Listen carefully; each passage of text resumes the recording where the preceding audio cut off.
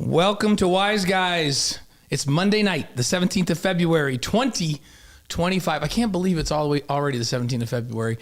And we're here with you on a Monday night like we always are, the best night of the week. Tonight, my nephew, Brian Logan, joins us in the house with me. Back again. Reunited again. Our good buddy Dave McCann is on the road with the baseball team, calling the series at Fresno State for radio.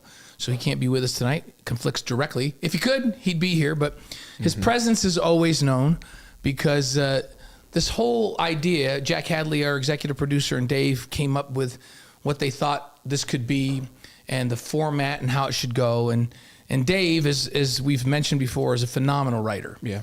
And so all the shows that you and I do that we do with Dave, Dave writes all or part of the scripts or the outlines or the concept of what we're going to do. Yeah. And this show shows no exception. Even some of the questions. And I have to remind him, like, you know, there's four other analysts on this desk. And you give me the longest question with the biggest words. You know I can't read good. But we always miss Dave. But when he's off calling baseball, we have to carry on. This is the Wise Guys, the largest BYU sports live stream show in the world, presented by BradyPlus and distributed by the Deseret News. Watch for this week's new podcast tomorrow, wherever you get your podcasts. As I mentioned, Brian's in with us tonight. And Brian, folks need to subscribe, right, for what we're doing. Subscribe, like on all different types of platforms. And what I love the most about the audience here, watching it live on YouTube, is I like the shout outs, right, of, hey, where's everybody from? Right. You know, I said that the other week to you guys, you know, B-Lo from Orem. And I love the real-time engagement, right? I mean, it's nice to go back and listen to podcasts when you're on the road or maybe you need to fill some time. But this right here on YouTube is a true in-the-moment engagement, you know, platform that the show is on. Right. So. And if you're listening, we appreciate you if you're listening as a podcast tomorrow or the next day or wherever you get your podcast. But we love it, those that come on and live stream with us. And already in the house, Seattle, Washington's here. Covina, California's in the house. Clint McKinley saying hello from Westlake Village, California. Puget Sound, another one. Jet Thompson in the house. Russell Smith says, Viva Cougars. And so folks who are chiming in, let us know where you're at. Stoddard, Washington is in the house. We're grateful to have BradyPlus as a sponsor for Wise Guys.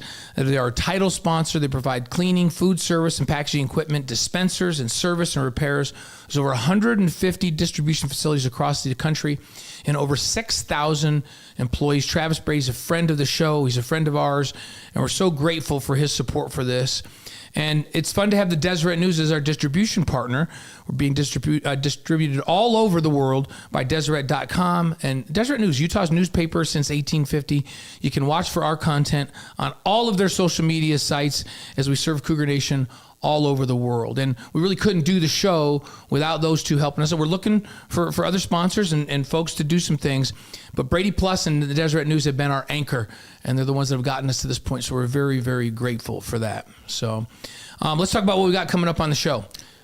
Starting with BYU's going to get a new athletic director. Yeah. Sad. Very sad. Yeah, Tom Holmoe announced that. So yeah, it's man, quick like funny story with Tom. This was the first time I stepped on campus, which is a little bit different because I came right after spring ball. I didn't come in January as a transfer, but I had already graduated, and so I was able to come in spring.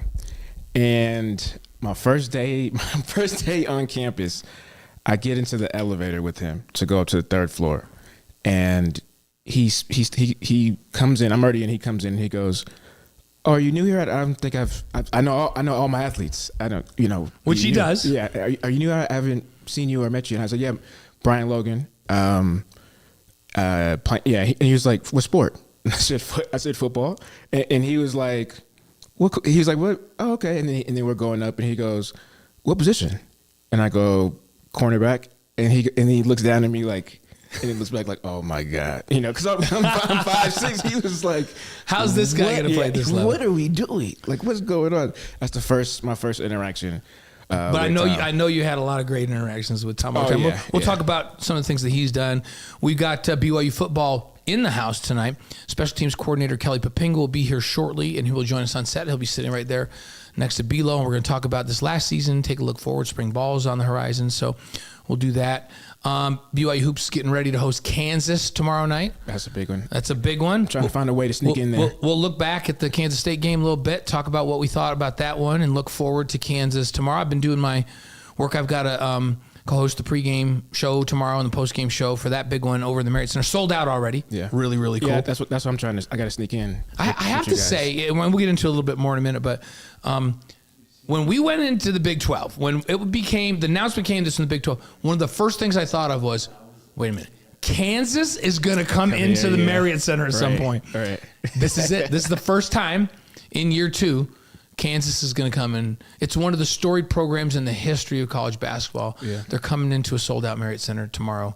That's cool. It is. It kind of reminds me of, Oklahoma last year when that came to Provo. Even though they weren't having the best of season, but to grow up watching, those blue blood type of programs, and the logos really sit with you. So it's kind of like a surreal feeling. It's one thing when like Arizona State comes, but let's say when you go to a Jazz game and you're like, oh, the Lakers are here, or the Warriors, right? These historic type of franchises, and it's the same thing when you get a Kansas or Texas to come in. So this is what we signed up for. It's awesome. So. Hey, Greg's in from Farmington says, hey, congratulations, by the way, Greg. Greg says, my daughter was accepted into the Y on Saturday. Go Cougs. Nice. That's not easy to do. No. To get accepted to BYU these days. That's not easy. Especially if you're not an athlete. Yeah, and Ruth is asking why the live stream is so grainy. It looks like it's coming through on our feedback monitors okay, so hopefully it might just be something that I hope everybody else isn't having that problem. Although DJ and Jack are telling us they're adjusting a couple of stuff, so hang in there, Ruth. Hang in there, everybody. If it's not clear to you, we'll fix it. Everybody's talking about how loud the Marriott Center was. So, yeah, we're excited for that. We'll talk a little bit more about basketball in a minute. Women's head golf coach, Carrie Roberts, is going to be on the show. She's going to join us at 7 o'clock in that second hour. And Carrie's great. She's been on the show before, and they're golf is kind of split. They play some tournaments in the fall, but now they're getting to the spring season, which leads to the Big 12 Conference Championships and then to the NCAA tournament. So we're going to get a pulse of where this women's golf team's going. They're coming off of a nice appearance and invitational down in San Diego this last week. So we'll get there. So that's what we got coming for you on the show tonight. Let's get into our headlines. Let's talk a little bit more about Tom Holmoe. He's set to retire at the end of the school year. 20 years as the athletic director. Yeah, it's crazy. It is hard to believe that. And some of the things that have happened on Tom's watch while he's been in charge, while he's been minding the store, is independence and the Big 12. BYU left the Mountain West Conference, moved into independence, which was a huge risk in football, joined the WCC for all their other sports, and then made their way into the Big 12. They made a play at it a number of years ago and came up just short and were relentless, and then came back and got into the league. That all happened on Tom Holmoe's watch, which is unbelievable.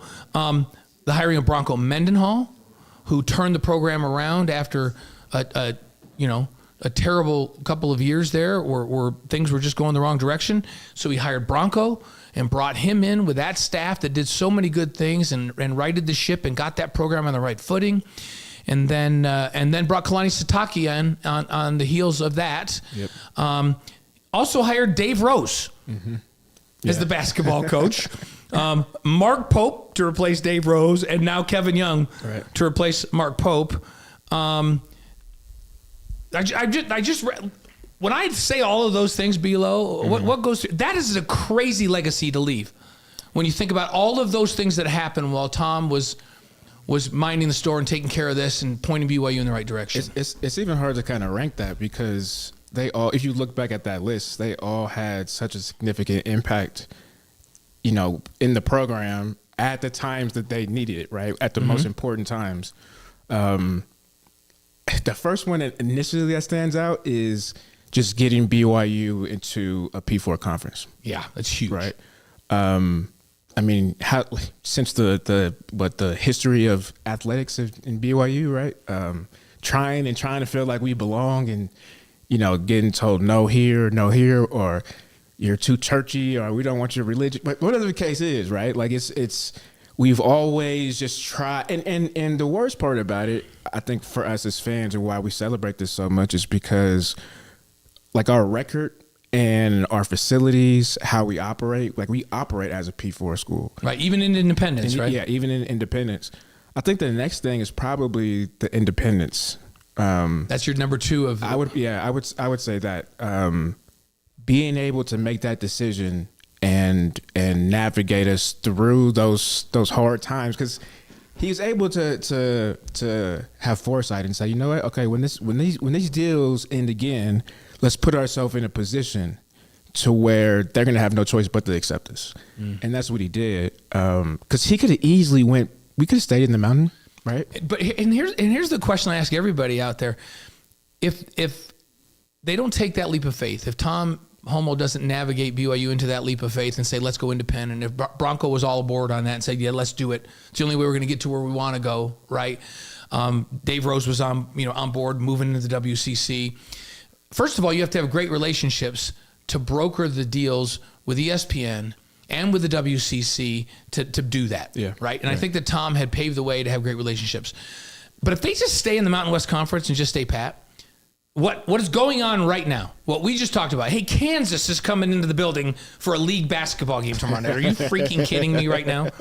And how about the football team in year 2 in the Big 12, tying for a regular season championship and going on and proving to the whole country that they probably belonged in the college football playoff and finishing ranked number 13 in the country?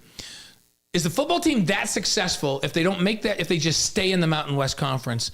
And do they even get into the Big 12? Yeah, I don't. Those are all like I feel like they had to make that jump. Yeah, it's hard because I mean, obviously with realignment, we all know it comes down to money, right? And so BYU, no matter what conference they're in, they're going to generate, like we're going to generate money as far as views and make an impact revenue wise. But I wonder if over time, if we're not having seasons like TCU did in the Mountain West, how Cincinnati did, right? In recent years, or Utah, before they went to the Pac-12. If BYU doesn't have those type of years, like how does the value? I wonder if the value starts to diminish versus being independent. And we're known, I mean, nationwide, right? Just from the church. Hey, this show would tell you we're known globally, right? Like we have a BYU centric podcast, and on most nights we're in 5 continents, right? The people watching from Japan, they'll chime in as we're going along here. Well, think about the schedule too, and we'll talk to K-pop's in the house here in a second, and he was a part of Independence, right? But think about the athletes, right? I think he was part of Mountain West as a player. Yeah. Then as part of Independence as a coach. He took over. And now part of Big 12 as a coach. So he's got a great perspective. We'll ask him a little bit about that when he comes out in just a minute. And the number one thing I was thinking of was, because that was like the beginning stages of us starting to get a higher quality athlete. And certain athletes were starting to transfer back after their mission. And I thought about it. I said, I would much rather like to play an independent schedule like that than maybe even a Pac-12 schedule. Think about it. Is in the independence era, there was a couple years, not including COVID year, because that was awful, where they paid 7 power schools, right? Power 5 at the time. And you're not playing just like middle or bottom. You're playing like Notre Dame, Texas, some SEC schools. Yeah, it set the table, and that was all part of Tom's vision for what they needed to do. And by the way, people are commenting on your hoodie below. Oh, thanks. They like that. I get it all. Yeah. And what's on the shoulder? What's on the shoulder? I don't even know what that says. Is it in Japanese or Chinese or what is that? I think Chinese. That's pretty good. K-pop, do you read Chinese? Can you know what that says? You know what it says? No, he's not. He's not Chinese. I got to translate it. It says beat Utah. Does it really? No. Very good. So here's the next question up on this. Who's next? In-house they have Brian Santiago, Chad Lewis, Liz Darger, among others. What challenges do they face? I think about revenue sharing now that comes into play in 2025 among student athletes. NIL funding and how that may become more and more the responsibility of the university. Has it changed so much that you need an athletic director has business experience outside of sports? I think the best comparison I could make comparison is like when Brett Yormark came into the Big 12. Right. He completely from outside of sports. He was an executive in the entertainment business. Mm-hmm. Is that the direction BYU I think needs to go that's now? The direction every major college football. Think about next season. Basketball. Huge expectations for football next season because they finished in the top 13 this year and they got a great quarterback. We're going to talk to Kelly about that just a little bit. But basketball has the number one recruit, not just in the country this year, in the last 6 or 7 years coming out of high school. Yeah. Number one. If they allowed the NBA to draft high school players, he would be the number one pick in this year's draft. Yeah, here we go. That's how do you manage that? Like the promotion and all that you need to do around him coming to the university is something unique that we never talked about. So you can watch our extended Wise Guys interview with Tom Holmoe at wiseguys.com. Just go down and scroll down. And Tom talked to us about the future and all those kinds of things. We didn't know at that time that he was retiring, but he approached a lot of things that are going to be challenges in the future that really, if you go watch that interview, you'll think, oh, what do we need to do about this new AD with all of these challenges that are going to be out there and that are different than they've ever been before. It's such, the college landscape is so different with all of that we just mentioned that, I don't know, can you just promote somebody that's been inside? Because there's great folks that we know that have been inside, right? This is the hard part. I personally believe you need to, in like big time positions like this, unless you need to have somebody that is a BYU person that knows the ins and outs of BYU, because how unique and different it is. I think you can get away with it like a coach, like a Kevin Young, but he's LDS, right? Yeah. Can you put somebody like a Chad Lewis or Brian Santiago or one of these guys in as the AD that navigates the appearances, right? And hire a general manager or a CEO of like make him a VP or CEO / VP of athletics. Yeah. That's a business person. That's kind of how an NBA franchise or an NFL franchise is set up. Yeah. And in fact, BYU just hired a GM for football. Yeah. And they have a GM for basketball. And these people that are their mindset is more on the business side of what they're doing. And then they can let the coaches be the face, but then run the X's and O's and build the culture and do all that, knowing that this person can just run the whole business side, and we have somebody we trust that has experience, and we can do that. We'll have to ask Kelly about that too. I even think, I mean, we're in sales and marketing. I even think, and we could talk to, I think K-Pop will appreciate this. Like with the amount of resources that's given to a coach versus the time, like for sales reps in the sales world, you usually have setters, so people that will call, they'll research companies, they'll research like who the decision makers are, and then they'll kind of warm them up, talk to them a little bit, and then when it's time for the close, they'll send them to an AE. I think from like a business model like that to be applied for recruiting would help out tremendously as well. So there's a lot of things that you can take in the business world and certain models and frameworks and apply them to sports that we have never done it before, right? And see the same type of results. Yeah. So it'll be very, very interesting. We're anxious, but Tom, as mentioned, leaves an unbelievable legacy. If you just look at nothing but the coaches that he hired during the time he was here, it's just an incredible run of success. And we just mentioned football and basketball, and other sports as well. And then the success that this overall, they're a constant contender, top 30 in the country, top 20. Some fall sports are a top 10, even a top 5 last year in the overall Directors Cup. Yeah. What he's put together is phenomenal. And what he's leaving for whoever takes this over is a cupboard full of greatness. Hey, look! Right? They better not mess it up. Yep. So let's talk for just a minute about football as an introduction to our next guest. So the NCAA, some news, cleared defensive back Maury Bamba to play next season. That's good. We're kind of waiting for that. Yeah. That's great. Yeah. Still waiting on Darius Lassiter. He's working out with a team. I think we're hopeful that Darius comes back. That's all great news. I know that Caleb Etienne was originally talking about the possibility, and then they looked at it and it was just like, it's just a complete long shot. There's really not a chance. So then he announced that he's just going to move forward and go. How nice would that have been to have Caleb back at left tackle? That's not going to happen. But getting Maury back and getting Darius back, if that happens, is huge for this program because there's a core of really good players coming back on both sides of the ball. I always love it when BYU has a veteran quarterback that started a bunch of games coming back. That always puts them in a great situation. So they're in great shape. Spring practice starts on February 27th. The alumni game is on March 28th. Are you playing? I started working out. It's going to be on BYU TV. I started working out last week. So if Coach plays, I'll play. K-Bob's like, he's going to tell us what he's going to be on or not when we get him on here in just 1 minute. And in fact, come on over, Kelly, start getting in here. That's a fun game. Steve Young accidentally was on campus last year, and we convinced him to throw. And how fun was that to have Steve with our guys and interact with them and throw a touchdown pass? It was just fun. I would love to get Jimmy Mack back this year. I'm going to reach out to Jim and see if we can get him to come and be with the guys, right? Because it's such a great thing. Hey, Taysom Hill and Jamal Williams got a new coach. Yeah. At the Saints, Kellen Moore, who even though he's a Boise State guy, and Kelly coached at Boise State, not while Kellen was there. Kellen's married Julie Wilson, an old teammate of mine's daughter. She's a BYU grad. Back in the olden days when he was playing at Boise State, he was a sophomore. And I found out that he was dating Julie, and I said to him, I was doing one of their games up there when I used to have the NBC package for the Mountain West, and I said, hey, Kellen, you date Julie Wilson? And he goes, yeah. And I go, how long have you known her? Since junior high. We've been best friends since we were in junior high. Oh, and I was like, she's Mormon, And he goes, yeah, I know. And I said, so do you go to church with her? And he goes, yeah, I go to church with her. And I said, so when are you going to get baptized? And he goes, sometime I will. I probably will. That was when he was a sophomore at Boise State. And then he finished up at Boise State, the all-time winningest quarterback in the history of college football. So he didn't grow up LDS? No, he grew up over in the west part of Washington. His dad moved to Prosser to be the head coach there of the football team.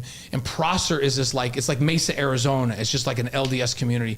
So they're surrounded with LDS folks, but he did not grow up LDS.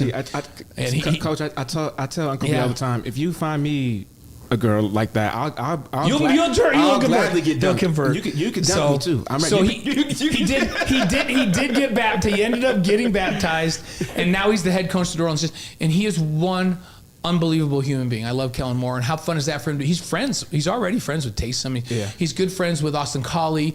He's got a house here that he lives at in the summer when they're free. I don't know how much he'll be home now. They live out in Daybreak, and so it's cool. We kind of claim Kellen as part of the family now because his relationship to his wife's a BYU grad and all that. So let me introduce our first guest. We're so excited to have Kelly Poppinga on the show with us tonight.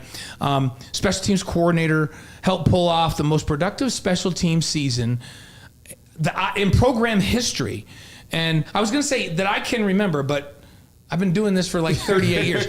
That's pretty much in program history. So I'm going to say it's the best special team season in program history. Also the defensive ends coach, whose job is to help us figure out how to get pressure on the quarterback.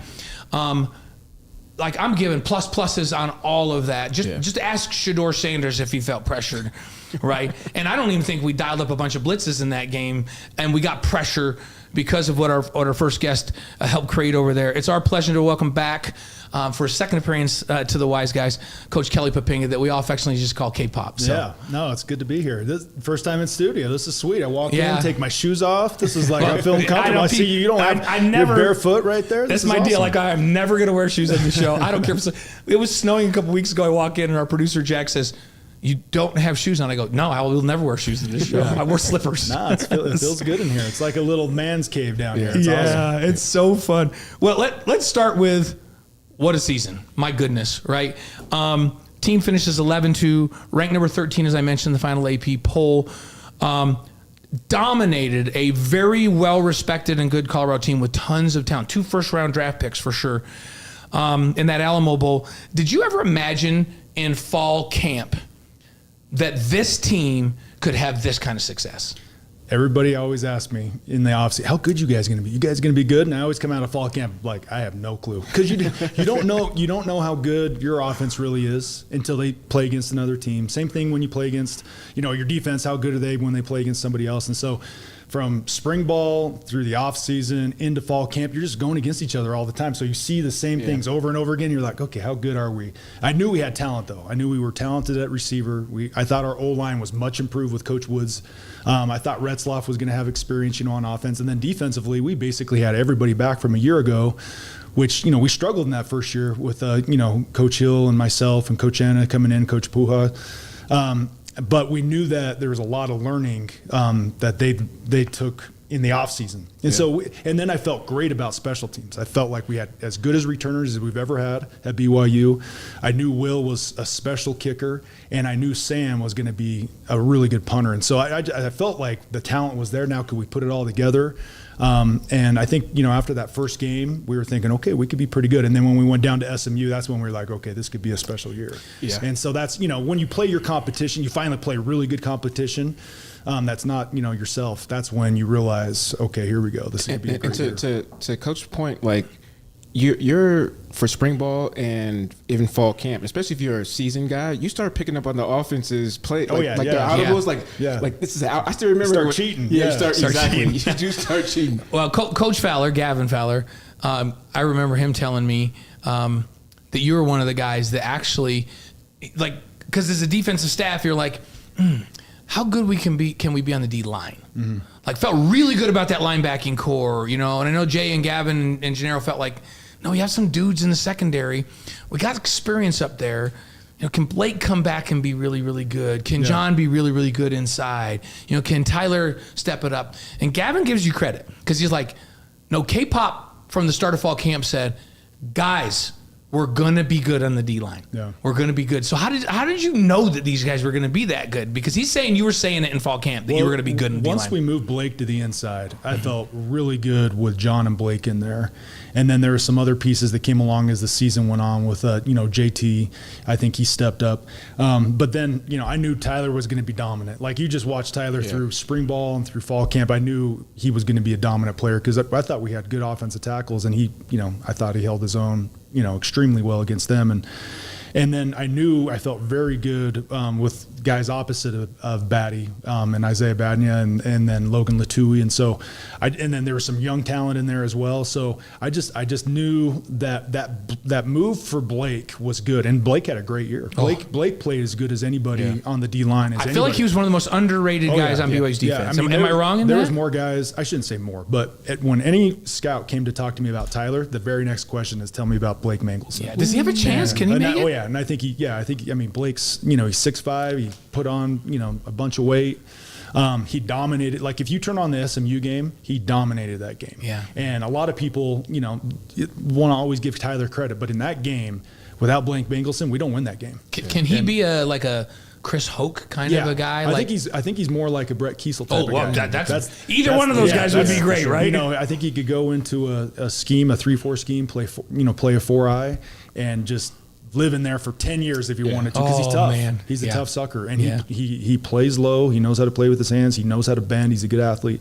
And so I would say, out of the whole entire team, who was the unsung hero of the season, I would say it's Blake Mangelson. That's awesome. And just the progress that he made from spring ball and the dedication and commitment he made, because he had to change his body completely. He played last season, 2023 season, at 255. Wow. And then all of a sudden he's 285, 290 by the time we get to this season. And to keep his quickness and all that, that's something special. So, it was good to see that. We give him our unsung hero award. Yeah, definitely. So I want to go back to special teams really fast, because I'll always remember this. In 2010, when Bronco took over, I remember scouts would come and you guys, took over. We still call it the takeover. It was a takeover. And I remember you talking to scouts towards the end of the season, and you kind of yelled at me. I think Andrew Rich was on special teams, but Brandon Bradley and a couple of the seniors, and you were like, everybody should be on special teams. These scouts are telling me, why aren't you on special teams? And I looked at you and I was like, there's no way. I'm not playing that. Nope, not playing it. And he was like, this is your opportunity. This is his exact words. This is your opportunity to get to the next level. And I was like, but it kind of was a sobering moment for me. And I remember Utah, we played and we ended up losing by a field goal, block punt, or block field goal. Block field goal, yeah. And I remember, so I was senior. I came back the next year. Doing TV and whatnot, and that's when All the Black came out. Mm-hmm. And you guys were like, we want to start to emphasize having the best players on the field at all times, even special teams. Mm-hmm. So if you guys make the special teams as an incentive, we'll give you black gear. How has that type of mentality? Because now you're seeing guys that aren't like myself, that I don't want no clue. I want nothing to be a part of special teams, but now you have guys that are like, oh, I'll go. Are you guys given any type of incentives, or I guess what do you think has changed the most from that time all the way to your time, now where special teams is thriving versus guys kind of hiding, not trying to get picked? Yeah, there's a little incentive there. Yeah, the's a little NIL piece we have. Oh, see? That goes to the player of the game for each week, and it's a good piece of money. But it's all, I think that's a part of it. The thing that I think of more than anything, and I tell everybody this, BYU's depth, we got better depth than we've ever had. Yeah. And it's not even close. Like I go back to when I was a player, when I first coached, I go back, I even look at my years at Virginia, and I'm like, this is the deepest team I've ever been on. You just look at the receiver core. So if you look at how you make up core special teams, it's typically your receivers, your running backs, your linebackers, your safeties, and your corners. That's typically who it is. Tight ends. And you look at all those positions, and we're pretty dang deep at every single one of those positions, especially the skill positions. And that's where I think I thought the receivers stepped up. I thought the DBs and safeties stepped up. And, you talk about how good of a year we had. A lot of it was because we just had, I think, as good as a core to pick from than we've ever had. That's what I was wondering. If you could put your finger on what that success is, there one thing, or maybe it's not just one thing, because this special teams was at an elite level. And I'm not kidding when I say it's the best special teams BYU's ever had. We've had some stars. Like Visek Ahema led the nation. James Dye led the nation, right? They were crazy skilled as individuals. We've had great kickers. Right. We've had phenomenal, but I'm talking about the whole package of special teams performing at an elite level like it did last year. It's unprecedented. And so is it that the talent's just better, or are they buying in? What is it? It was a combination of both. So I think having the talent pool that we have, plus my influence, plus Coach Hill's influence. So Coach Hill was a special teams coordinator for a long time, and so typically how it works is that the special teams coordinator's up there and he's just battling the whole, every position, every position coach I'm talking about getting these guys bought in. Well, Coach Hill steps in and he has this experience of, basically he tells the defensive guys, you will not play defense unless you're on special teams. Unless you do special teams. So he straight up told them, if you're not going to go out there and try hard and be committed in the special teams drills and show that you want to help our team be better, you're not going to help us on defense. I want to play. I love that. Hey, by the way, amazing coach. We love you, K-Pop, Spencer McMillan. And then somebody wants to know if you have a program to make those Chinese characters. But great question here from Calvin Porter, who says, Coach, do you have a person that taught you the most regarding special teams, like a mentor that got you to this point where you understand it so well and can coach it now? Yeah, I laugh at it because when Bronco hired me or promoted me to the special teams coordinator, I think it was 2013, he pulled me in. He's like, hey, I think you're ready to be a coordinator. I want you to do special teams. And I just laughed. I was like, Coach, I know about punt and kickoff. That's all those were the two that I played. And I'm like, I know about punt and kickoff. And he's like, we'll help you along the way. So a guy, Patrick Higgins. Yeah, that was a receiver, that was a receivers coach. He'd helped me a ton. And then just along the way, Nick Cowell was a guy that helped me a bunch. Paul Tidwell was huge. Even Lance Reynolds would give his, that old, I shouldn't say old, but that veteran experience. Those guys really helped me a ton.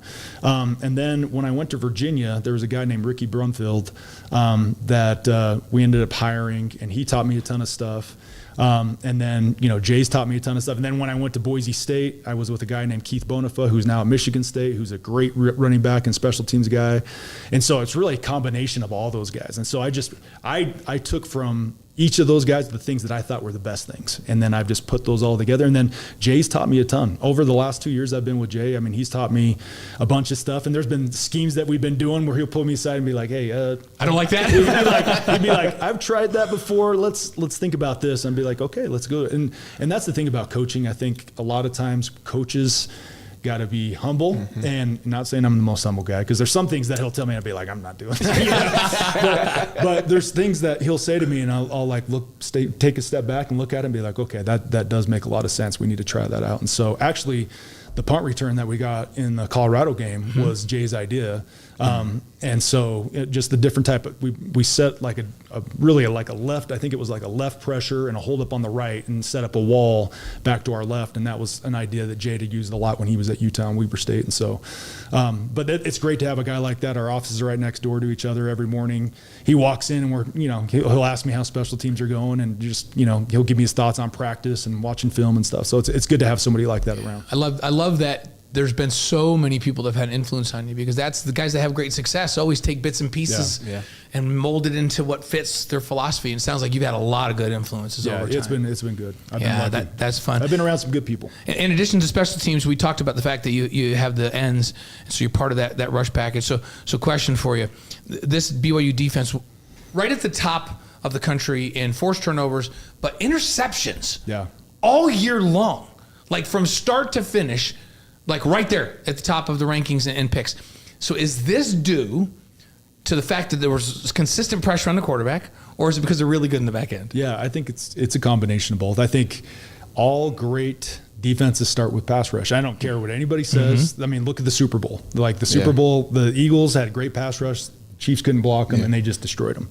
And so at the end of the day, everybody looks at, oh man, BYU only had 16 or 17 sacks on the year, and that's not a great number, really. Like typically our goal for a season, if you're in 30, that's pretty good. Well, I think my last year with Bronco, that year we ended up with like 42 or 43, which is one of the tops. Bronson, I think, had like 16 sacks that year. Gosh. And then at Virginia, we broke 2 school records back-to-back years. We had like 46 sacks one year and then 48. And so you get in those 40 numbers, that's a great year. That's crazy, yeah. And so, you look at this year and you're like 16, 17, that's not great. But then you look at the interception numbers and the number of PBUs our DBs had. And it's the combination of the quarterback is getting rid of the ball when he doesn't not want to, because he doesn't want to get hit. And now the DB's got to do their job from there. Philo always said during the season on our shows, he's like, I'd much rather play in this system, because they're pressuring the guys. They're playing against systems where the quarterback's taught to just get rid of the ball and not get sacked. And he's like, that's the defense I want to play in, because I'm in the back end and they're throwing bad balls and getting it out before the timing's right. And I couldn't care less about sacks, because, I mean, just even as a defensive philosophy, because would you rather be 3rd and 15 and the offense has to punt, or would you rather start 1st and 10 and our offense sacks can change a drive, picks change a game. Exactly. Right. So if you even go back to the one that I always look at is the Arizona game. So if you guys go back and watch the Arizona game, Fafita got hit in that game over 20 times. And he was running for his life the whole game. Now, we didn't sack him. I don't think we sacked him one time in that game, but we hit the crap out of him a ton.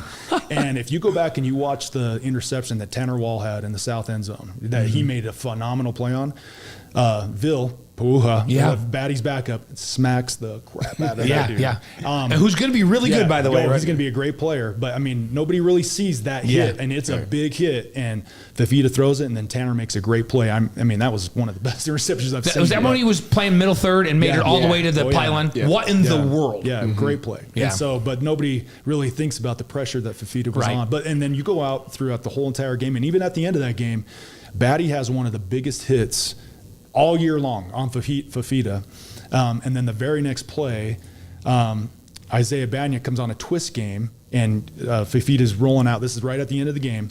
Fafita's rolling out in the north end zone, and Isaiah Banya smacks him. He throws it. Glasgow picks it, pick six to end the game. And so it's just all those little things throughout this. It's the same thing in the Colorado game. Like, I mean, that guy got hit. We didn't rush more than 4 that whole entire game. Nobody, I mean, if you go back and watch it, it was 3 and 4 man rush the whole entire game.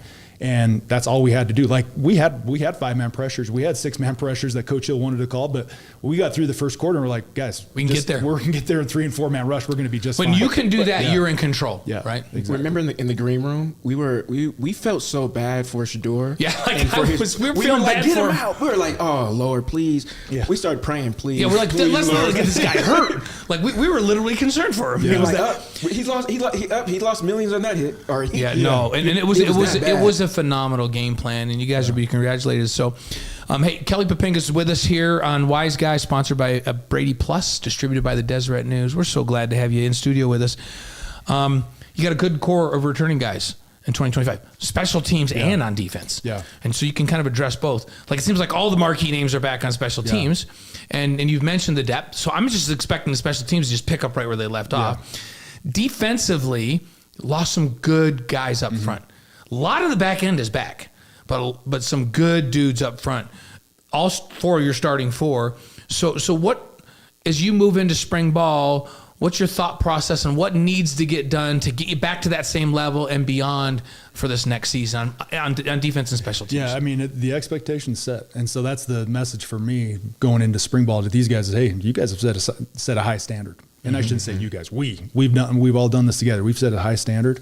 So now what are we willing to do what are we willing to do to take the next step, right? And so that's the challenge. After any successful season, that's the next thing is like, okay, what else is there out there for us to do? And, there's things that we could have done better. And that's, getting in the film room and me being able to get up, in front of the whole team and showing them, hey, look at this missed opportunity we had here, or this, this opportunity we could have, seized in this moment. And so, there's a bunch of those throughout the season. So, but I'm excited. That's the thing is keeping these guys humble and hungry. You got Keelan Marion back, you got Parker Kingston back, you got Will Farron back. We got a transfer snapper in, and Garrison Grimes that's as good a snapper maybe in the country. Is he Jeff Grimes? He's Jeff's son. Yep. Which is awesome that Jeff would trust him and send him here to you guys, right? Yeah, it's really cool. And having Sam back, and then just the core guys like Tanner Wall, as good as he was at safety, little people might not know that he's probably our best special teams player on our team. Wow. And Talon Alfrey, same guy. There's a group of safeties that I feel really, really confident in. We lost Ethan Slade, who was like a special teams guru, but there's just a bunch of really core, really good players. Got Marcus McKenzie, who redshirted this year. We'll have him for all of his games. Cody Hagan, who had really stepped in for Marcus when he was out. So I mean, there's a bunch of guys. Yeah. So now it's just like I said, it's keeping them humble and hungry and helping them understand there's a whole nother level that we can take this thing to. And it's kind of interesting. When we went into the Kansas State game, we talked about how for years, probably 20, 25 years, Kansas State was known for their special teams play, playing great defense. And we said, in this game, we have to beat them at their own game. We got to get interceptions, turnovers, and we got to get some special team scores. And sure enough, in that game, that's exactly what happened. And then from that, when that moment happened, I think they started believing, well, dang, we can be pretty good on special teams. And then from there on out, the thing kind of just rolled, and people started believing. And it was fun to just see everything unfold. I love that. Those Bill Snyder years with Bobby and Mike Stoops on the staff, when they were really rolling, it was like, these guys are lights out on special teams every week, and you guys took that from them. There was an unbelievable stat that we shared with our team going into the Kansas State game. I can't remember exactly what the number was, but it was since 2000. It was like a 25-year period. It was over like 90 touchdowns, not 99, or what was it, 90 non-offensive touchdowns in a 25-year period. Wow. It was an incredible. I mean, that's how you win a lot of games, right? It was like 20 more than any other team. It was incredible. And so we were telling them, hey, that's what we want to be. Yeah, we want to be that. And we're going to have to stop that, that night. And we did. You guys were certainly that. So a lot of people do ask me about the D-line. They're like, hey, you lose Mangelson and Nelson and Batty and Banya. Like, what can you tell folks? You got guys that are coming up and coming. We did get some guys in the transfer portal, Tanavasa. What can you tell us about that D-line? Can we have some confidence that they're going to be okay? Yeah. I would say the interior, I feel very, very confident about the interior guys. A lot of people talk about Tanavasa, but I think Anisi Purcell that came in from Southern Utah, I've been super impressed with him. I mean, he's 6'3", 285, 290. I think he's going to be a really good player for us. But I feel more confident with the D tackles than I would do with the DNs. The DNs were really young. Yeah. So we got our hands full with those guys, but they're very talented. That's the thing is they're young and they're extremely talented. They're probably more talented than what we've had. They're just young. And so there's some growing pains that go along with that, but I'm confident, and they've been working their tails off. I love Logan Latui. He had a chance to come back, and so just his leadership. That's another one we haven't talked about, getting to come back. That gets another year. He was able to get another year, and so just his leadership and his experience. I mean, he was with Coach Hill at Weber State. He knows this defense better than I do. I'm not kidding. Like, I'll sit in the meeting. We'll be sitting in meetings. He'll be like, "Hey, Coach, that's actually this way," and I'll be like, "Oh, you're right." So they actually call him GA Logan. GA Logan. He's old enough, right? Yeah. But it'll be fun. I'm excited. That gets us all excited. So like with BYU, and I would say there's usually, well, since I played and been a part of the program, there's like these 1 or 2 years where a certain group is really good, or maybe even 3, and then there's this huge drop off, right? And I just think that's just the history of recruiting for BYU. When you look at like Alabama or Texas, I mean, it's like a constant reload. But I'm starting to see that now when you look at transfer portals and shoot, I think this is the most 4-stars I've seen commit since I've been a part of the program. So how long do you think it's going to take BYU, being in the Big 12 to start to finally have that cycle where there's no drop off, where, hey, it truly is next man up? Yeah. I mean, I feel really good about the first 2 recruiting classes that we've had since we've been here. And so it's just continuing to build on those over and over and over again. Right. So, we just had the best recruiting class in BYU history. Yeah, and if we land all the top LDS and BYU connected players in this 26 class, this will be by far and away the best recruiting class BYU's ever had. But we got to land them. There's still a ton of work. I mean, their top quarterback in the country is LDS. Yes. The top tight end in the country is LDS. One of the top linebackers in the country is LDS. One of the top tight ends in the country is LDS. So it keeps going on. I mean, so we got to land those guys. Yeah. But it could be a special recruiting class. But a lot has to happen. It's just the recruiting is all a piece of winning and hard work. We got to continue to stay in touch with these guys and be able to show them what's the BYU way and how Kalani wants to do things. And I think when they get involved and they see the culture of how things are done here, it's so unique and different than any other place. Being with Bronco, I'm not saying anything bad about Bronco, but the way the Kalani does it is just so unique and so different.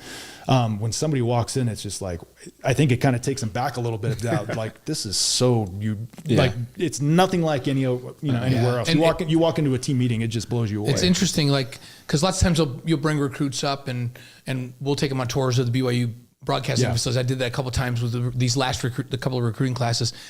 Parents of kids who are not LDS come up to me and say, "Yeah, we're leaving it up to him, but we really want him here with Kalani and this group of coaches. We just feel like they're going to develop them as human beings better than any place else we could send them." And now you just finished the season number 13 in the country, knocking on the door of college football playoff, and people go, "This might be sustainable." How does the performance on the field in an 11-2 season affect the kids and the families you're talking to that you're out recruiting right now? Yeah, I just think that when it comes down to like recruiting is a lot of what's happening now, right? The big sell, our hardest sell was last season, right? We will 5-7, and people are looking at it and they're like, "Yeah, you guys are good dudes. You could be good coaches. You've had success in it before, but maybe it's not going to work." Yeah. But man, we landed a great recruiting class a year ago, and so I think the winning.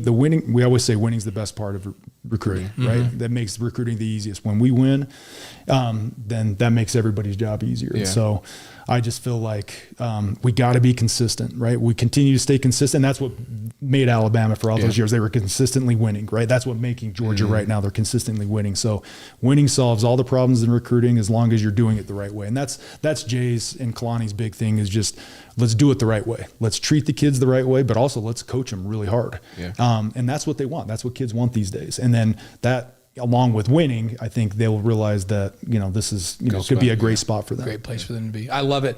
And we're so glad that you came in with us. We've got 5 questions for you. You were on the show before, so we did the normal 5 questions, but Dave told you that we were going to ask you for your 5 best special teams. I made notes of this, guys. So we're going to do this. I want to mention that 5 questions is presented by Strategy Square, delivering connection, clarity, and confidence in business and marketing strategies. It's owned and operated by a BYU alum. She's been helping us with Wise Guys since we started Wise Guys. Chantel, she's incredible with social media marketing and PR and all that kind of stuff. So you can reach Chantel at strategysquare.co. So if you need help with anything, reach out. That's Strategy Square. So Kelly's top 5 special teams plays of the year is the last thing we're going to ask him for here tonight. So do you want to do them like 5 down to 1? We save the best one for last. Let's do 5 to 1. Okay. Let's start with number 5. Before that though, Blaine, I gotta just tell you, when I started doing this, I wrote down, I got 12 plays. You have 12 of them. Yeah, that's how good special teams was this year. I was like, I'm sitting there like, holy crap, how am I going to choose? So this is not in my top 5. I don't have the fake punt or the fake field goal versus UCF. I don't have the KOR touchdown versus Wyoming. That tells you how good these are. I don't have Tanner Wall makes a great stop against SIU on a fake punt, which I thought was a great play. The KOR return for Talon Afrey in the Houston game. I don't have that on there. That was a good one. And that was a great one. Awesome. And I loved it on the week after he got hit with, which was just such a redeeming thing for one of the great kids on the team. Right. Really fun. So here's number 5. Okay, here we go. Number 5. And he just mentioned like 4 really good ones. So I always talk about complementary football. Like that's a big thing for me. So how is the special teams going to complement offense or defense to help them do their job and be successful? So a lot of this has to deal with, we made a big play and then the offense or defense. Okay. Number 5, I go with the fake punt versus Baylor. And the reason why is that led to a field goal that put us up 6, and late in the game, they're in position to kick a field goal. To either, if we don't make that field goal after the fake punt, then they could tie the game, but they have to go for a touchdown now. And so that ended up being a huge play. It was a game winning play. It was a game winning play. And, I can't tell you how many times we practiced that play. And I think Sam might have told you guys when they were in here that, and because he came to me, he's like, Coach, I hope I didn't spill any secrets on our fake punt. And I was like, so funny. But we got up to the line and we had called it, and Batty was actually supposed to check out of it because we didn't get the exact look. And then right at the last second, the guy shifted over. And so Batty stayed with it? Well, no, Batty made the call before the shift. Oh! So he's just like, we're going with it. We're doing it. And then I was sitting there like, I told Kalani, I'm like, Kalani, I think he stayed with it. And Kalani's like, that's not the look. And I'm like, I know. And then all of a sudden the kids shifted over like, oh, okay. Here we go. Yeah, we're okay. And then they blocked it up great. And nice. So we had Sam and Will on the show. I don't know if you got to see. They were awesome. And then both of their spouses came on the show with them. And the feedback we got was, Sam and Will were great. Their wives were awesome though. And we know why they're good because they got great support. Right? They're great people. They're awesome. Okay, number 4. So fake punt versus Baylor is number 1, resulted in enough of a margin to win the game. Yep. Number 4. Okay, number 4. Okay, this one actually is 2 plays, guys. I got 4A and 4B. I couldn't decide. It's okay. It's the 2 punt returns. Okay, so I went with the Kansas State punt return and then the punt return against Colorado. And the reason why I didn't put those higher, because honestly, Parker's punt return versus Kansas State is probably one of the most unbelievable plays I've ever seen in my life.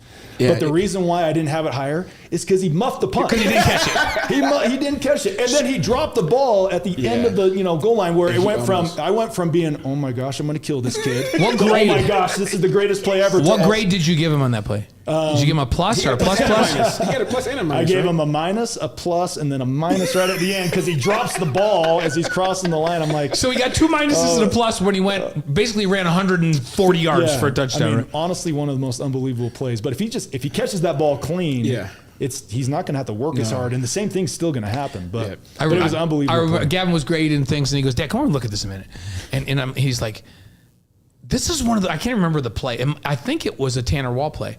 He's like, he did exactly the wrong thing, but the play is so ridiculous that I'm going to give him a minus and a plus.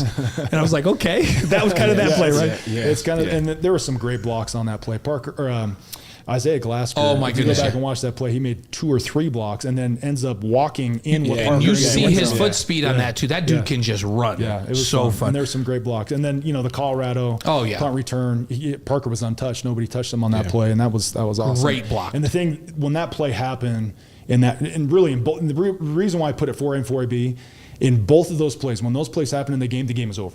So that when Parker made the play against Kansas State, that game there was no way Kansas State was coming back. And then once we went up 17-0 against Colorado, all the cells were up. The game was over. And that's just it's awesome to see special teams change the game. And I love that we have so many plays we have to do 4A and 4B. That's so many good plays. So okay, number three.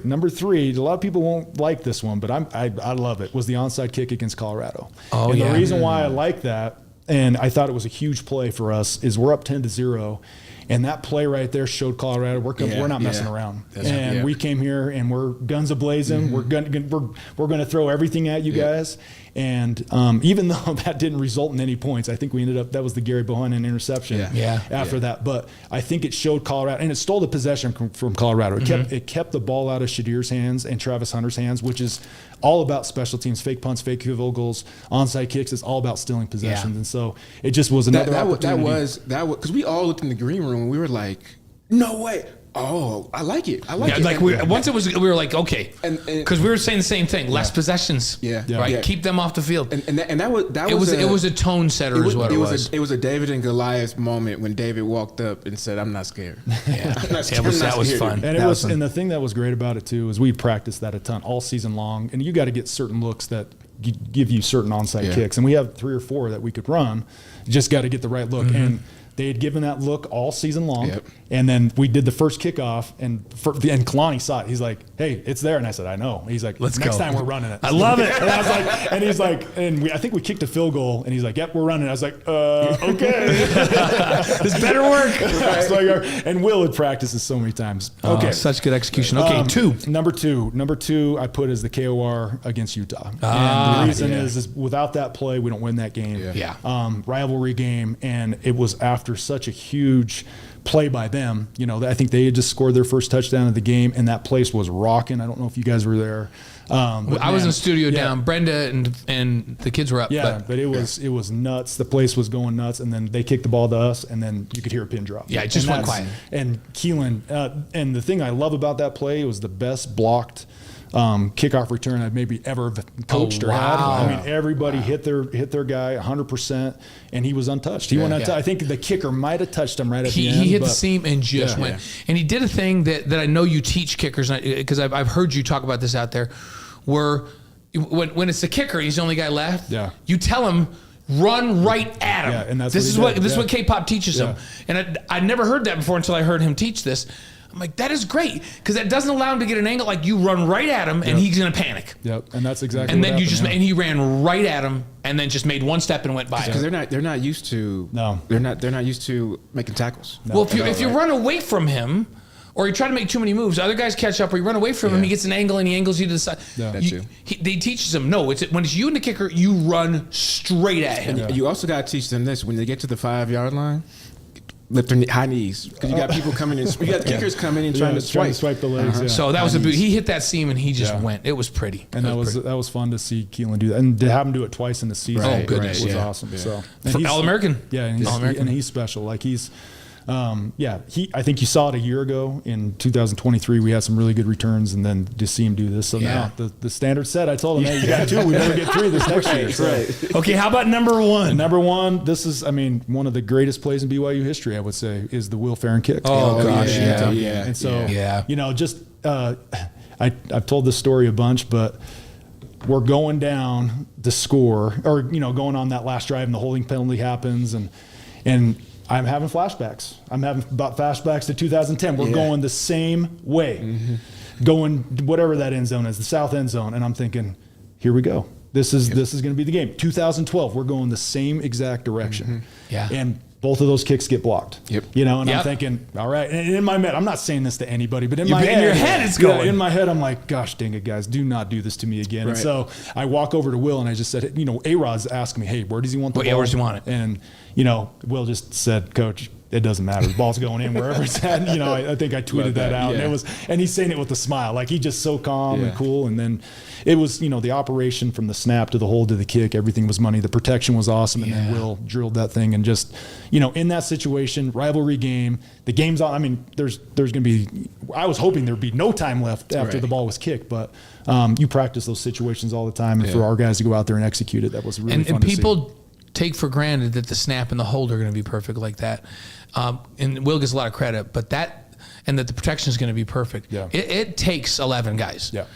And especially that operation of the center and the holder and the kicker to be perfect. You go back and watch that and you're just like, wow, this is really good. This is like art. You know what's funny? Like, so many people tweeted and said the curse at that end zone and that stadium is finally gone. It's finally removed. Because I was thinking the same exact thing. Just one guy was blocked who was untouched, that ended up getting drafted 4th round somewhere, and he was the fastest guy in the field. And I was like, how do we not touch that? I'm not like that guy. It's all got to be perfect. I think a lot of people would agree with you, K-Pop, that Will Farron kick is in their hearts forever, right? Yeah. But there are a lot of memories from special teams this last year that are in people's hearts forever. That's crazy. So many big plays, and it was a huge part of this 11-2 run, and you did a phenomenal job with the pass rush and the defense. We're grateful for all your contributions to the program, for coming in with us. Did it over Zoom last time, coming in the studio with us this time, and you come back here anytime you want. Oh yeah, come back and break. Let's do it. Come back and break it down with us anytime you want. Coach, you always say, since you've met me and me doing certain things, and even being on TV and my post career, that you're always proud of me, and I'm This is the first time I'm proud of you. No, it took all this time. It took all this time. I'm finally proud of me. Sincerely, from the bottom of my heart, I'm really proud of you. I'm proud of you. Love you, and man, that's why I opened up with that statement, because he would yell at me. You need to be on special teams, and it was already in his DNA. So we appreciate you. No, thank you guys. Thanks for coming on. It's fun. And the beauty of this show is when you're done, like, we don't have commercials or anything, and they plug them in on the podcast. But when we do the show on the live stream, everybody is just straight. So you just walk out barefooted. You just get to walk out barefooted out into the snow. That's so great. We'll have you again soon. Thanks for coming on, K-Pop. We appreciate it, man. Coach. Kelly Poppinga on the Wise Guys with us here. Presented by BradyPlus and distributed by the Deseret News. Thanks to Kelly for coming on. Appreciate you, bro. Keep taking care of Gavin.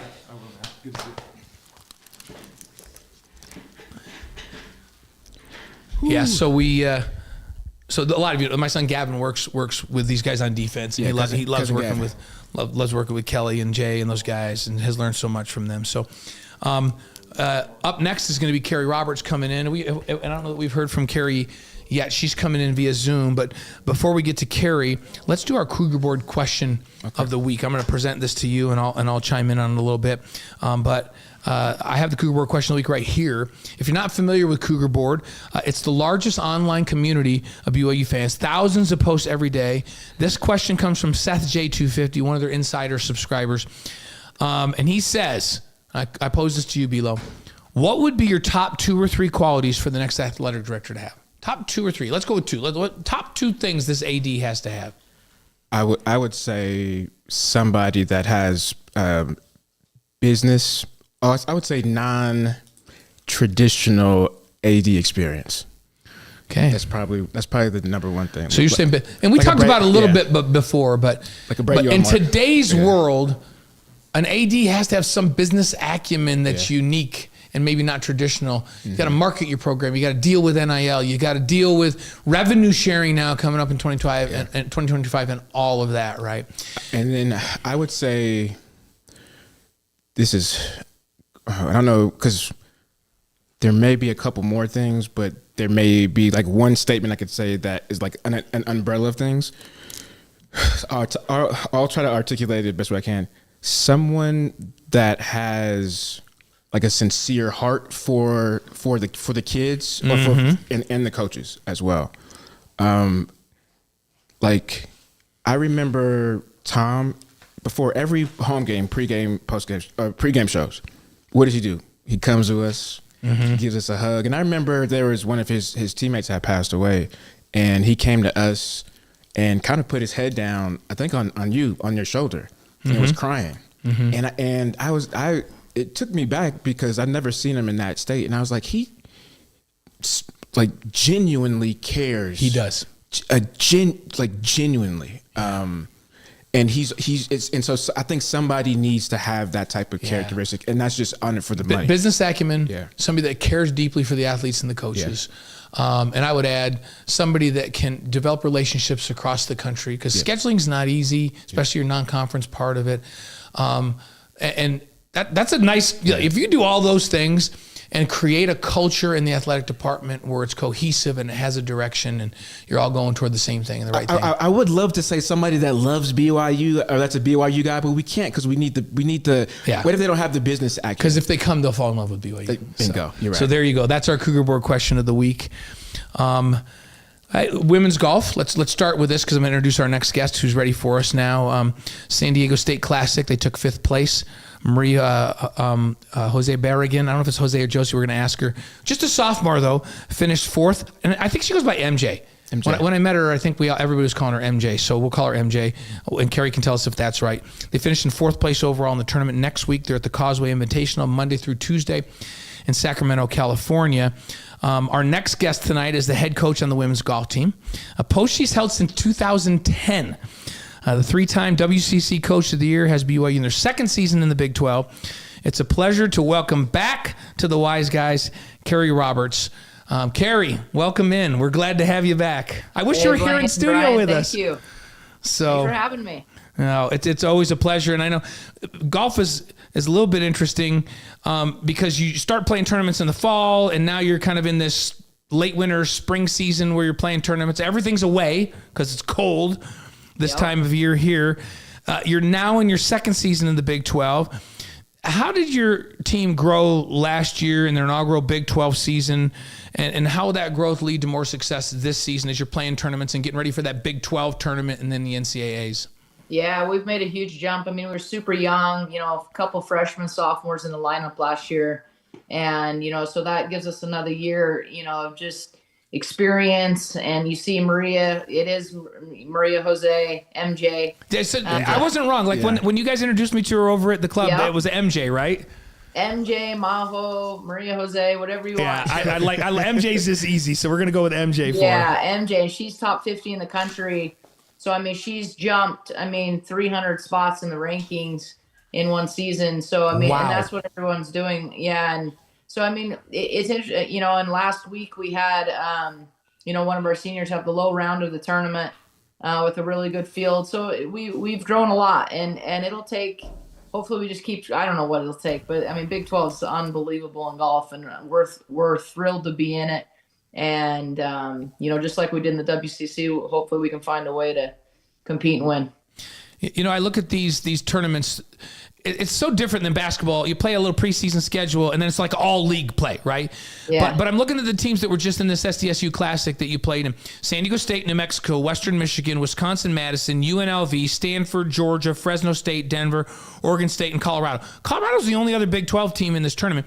And I didn't even count up how many different conferences that represents, but so it's a little different. You play in these tournaments where there's teams from multiple conferences, and then you finally go in and you're ready to go, and you play in that Big 12 tournament, which is at Southern Hills this year. Yikes. I love that course. That's actually a misprint. We're back at Houston Oaks. Oh, I thought you were at Southern Hills. I'm like, please, Carrie, will you take me to play at Southern Hills? I want to go play a practice round with you. I know, right? Anytime. Let's go. Okay, so it's not there. Okay, dang, because I was like going to beg you to take me as your caddy. One of the great courses in the world, by the way. In the schedule, it says they're playing at Southern Hills. I'm like, what? So it's back in Houston. It's back in Houston. But how different... I mean, does a league really make a lot of difference when you're playing tournaments with all kind of a mixture of leagues and you really don't get into league play until that tournament? Is it way different than football and basketball? Does it have a different feel to it? It does a little bit. I mean, that's why we tried to mix it up. That's why we tried to go to Florida and California, just so you're used to seeing different teams. You're used to seeing better teams. And it does feel different, though, when you go to the conference. I mean, they do a really good job, the Big 12. They make you feel very important. They make it feel big, and they make it feel like a championship. And so it's fun. It's weird, right? Like it's literally just one tournament. Yeah. Whoever's hot that week is the champion. It's kind of weird. It would be kind of fun, honestly, if they did some head-to-head match play events, but that's just not how it is. But so you kind of go over, you go all around the country, play whoever you want, and try to build a schedule that gives you the best, ranking possible, and gives you the best experience to be ready for that championship. Coach, does that kind of help you with recruiting? Because the first thing, now I'm not a golfer. I just want to say that. Believe me, I will attest to that, Carrie. Not. But Coach, I can putt really good. I'll be anybody, anytime. On any type of mini course, mini golf. That's me. But as I'm hearing, the tournaments in different places that you guys are traveling, do you think that helps out with recruiting? Because the first thing on my mind, I would think, coming to a cold state, right, and playing an outside, sport. Do you think how you have it lined up gives you a little bit of an edge with recruiting? Yeah, I try to do a schedule where people want to play. Right? Like they like where we go. They like the places we go. They like the teams that we play. And hopefully that is a recruiting advantage for us that, they like where we go, right? We get to Florida, we go to Hawaii a couple times a year. And I don't know how many teams can say that, right? Yeah. So that's what we try to build a schedule that people like, those are the teams I want to play. It's competitive, yet there's teams we can, there's tournaments we can win. And hopefully that's helps in recruiting. And also I need that hoodie. So people have been commenting on this hoodie on the chat all night long. And he's got some Chinese proverb on the side. He says it says go beat Utah, but I don't think that's what it says. It says beat Utah. Right? We can say that. We can say it says that unless somebody on the chat knows Chinese because Well, Utah. I've got some Koreans, so it's not Korean, right? It's not Korean. I think it is Korean, actually. Is it Is really? it Korean? I think so. Yeah, Okay, we'll have to take a screenshot. Okay, we'll take a screenshot and send it to Carrie. So, Yeah. I want to follow up kind of on Brian's question. How hard is it, first of all, to recruit? And I know you're talking about, hey, we're going to all these places, but when during the wintertime, and we haven't had a lot of snow the last couple of years, but there's a lot of days when there's snow and they got to go into the student athlete building or into the indoor practice facility and hit into nets. And is that a difficult thing? And how hard is it to stay sharp when the southern schools are out playing on the course and hitting on the range all year long? Is it a disadvantage in recruiting, and is it harder to compete when you're up north? Well, sure. I mean, it's a winter religious school, so it's but that's not everything. The weather's not everything, right? We have culture. We have a good team culture. We get along. We care about each other. We're very strong that way. And what we do matters, right? It's not just the weather. I mean, and it's interesting. I mean, you saw the men's team just won their first tournament out of spring. Yeah. As a player, that's the only time I won was in spring. And I mean, you hear it all the time of we go down and beat teams and there's like, how are you doing this? And it's just, it's a mindset. We're very prepared. We have an incredible facilities. Our facility at Fox Hollow is unbelievable. And, we go down to St. George, we're ready. We're ready to come out and fire away. And it's interesting when people are concerned and the girls on the team are going, it's not an issue. Like the weather's just not a thing. We're ready to go. So luckily we have, incredible some boosters that have helped us raise some incredible facilities to offset the weather. I mean, I've lived here my whole life. My dad lived here, I mean, you can win. Yeah, you can win. You can win. Yeah. You've got 10 on the roster. Good balance from each class. 2 seniors, 3 juniors, 3 sophomores, 2 freshmen. Who of your upperclassmen have shown great leadership and competed well here during the fall and early here in 2025? Do you have I know MJ's just a sophomore, right? So yeah, MJ's a sophomore. She's a stud. She's been incredible, right? Yeah, she went into a playoff in the Mexican Am early January. She's just golfing her ball. She's going to be she is incredible. She's going to be awesome. Yeah. So is there somebody motivated in that junior senior class that you're just like, they've just been such a good leader? Yeah. So Alexa Udom, our senior, has just stepped up. She's just so chill and just, everybody loves her. And, she's played great the last 2 weeks. Lily McCauley, our junior, she actually we bumped her up and, she was under par in Florida, had some good rounds in San Diego. So those two have been really sharp in winter that have stepped up. And so I'm excited. And Alexa, she plays well when she's 6. We thought she had the flu and shoots 2 under, and we're like, maybe you just need to play 6. That's her Michael Jordan flu game. Her Michael Jordan flu game. Yeah. But she stepped up, as a senior. Her first 2 events in the spring have been awesome. So It's fun to see those guys step up. What makes MJ so special? Because we just mentioned she's just a sophomore. She's been your most consistently. She's been at the top of the leaderboard consistently through 7 tournaments. What makes her so special, and what does her future look like? Ball striking, putting, mentality. It's almost like she can will putts in. You just watch her putt, and you're just like, how did you make that? And it's almost like she just like, I'm going to make this. And her ball striking, you give her anywhere from, like a 9-iron to a 5-iron. You just think she's going to make it. It's unbelievable what she can do with those clubs, and like a 5-iron, like I'm shaking with a 5-iron. She's like hitting it 3 feet with a 5-iron, so her ball striking with her irons are unbelievable. She obviously has an incredible work ethic, but her mentality, she can just lock in. I mean, her focus is incredible. Future's very, very bright. Like I'm putting my money behind her. It's interesting as me not being a golfer. I'm a putter. Yeah. I got to keep saying that. He is a putter. When you say that's what we've established. Right. Right. When you say will it in, like willpower, the first thing I thought of was, she's using the Holy Spirit, to help guide it. She's willing it in. But also, like, what also stood out to me is a lot of what you said about her mental toughness, and we all know that golf is a sport where like all nerves, right, are on you, and I know that a lot of the guys on the football team this year have been, transitioning to getting a little bit more of sports psychology. Yes. Yeah. What's Coach Manning or Craig Manning. Craig Manning. Yeah. Craig Manning. Yeah. Is so my question, which is I'm fumbling right now, but That's why he played on defense, because he fumbled, Carrie. That's funny. That's really funny. The question is are you, like, within your program, are you putting your team in sessions like that because of how mentally tough you have to be within the sport, or is that something that they're doing it on their own? We've been all in on Craig Manning's system from the beginning.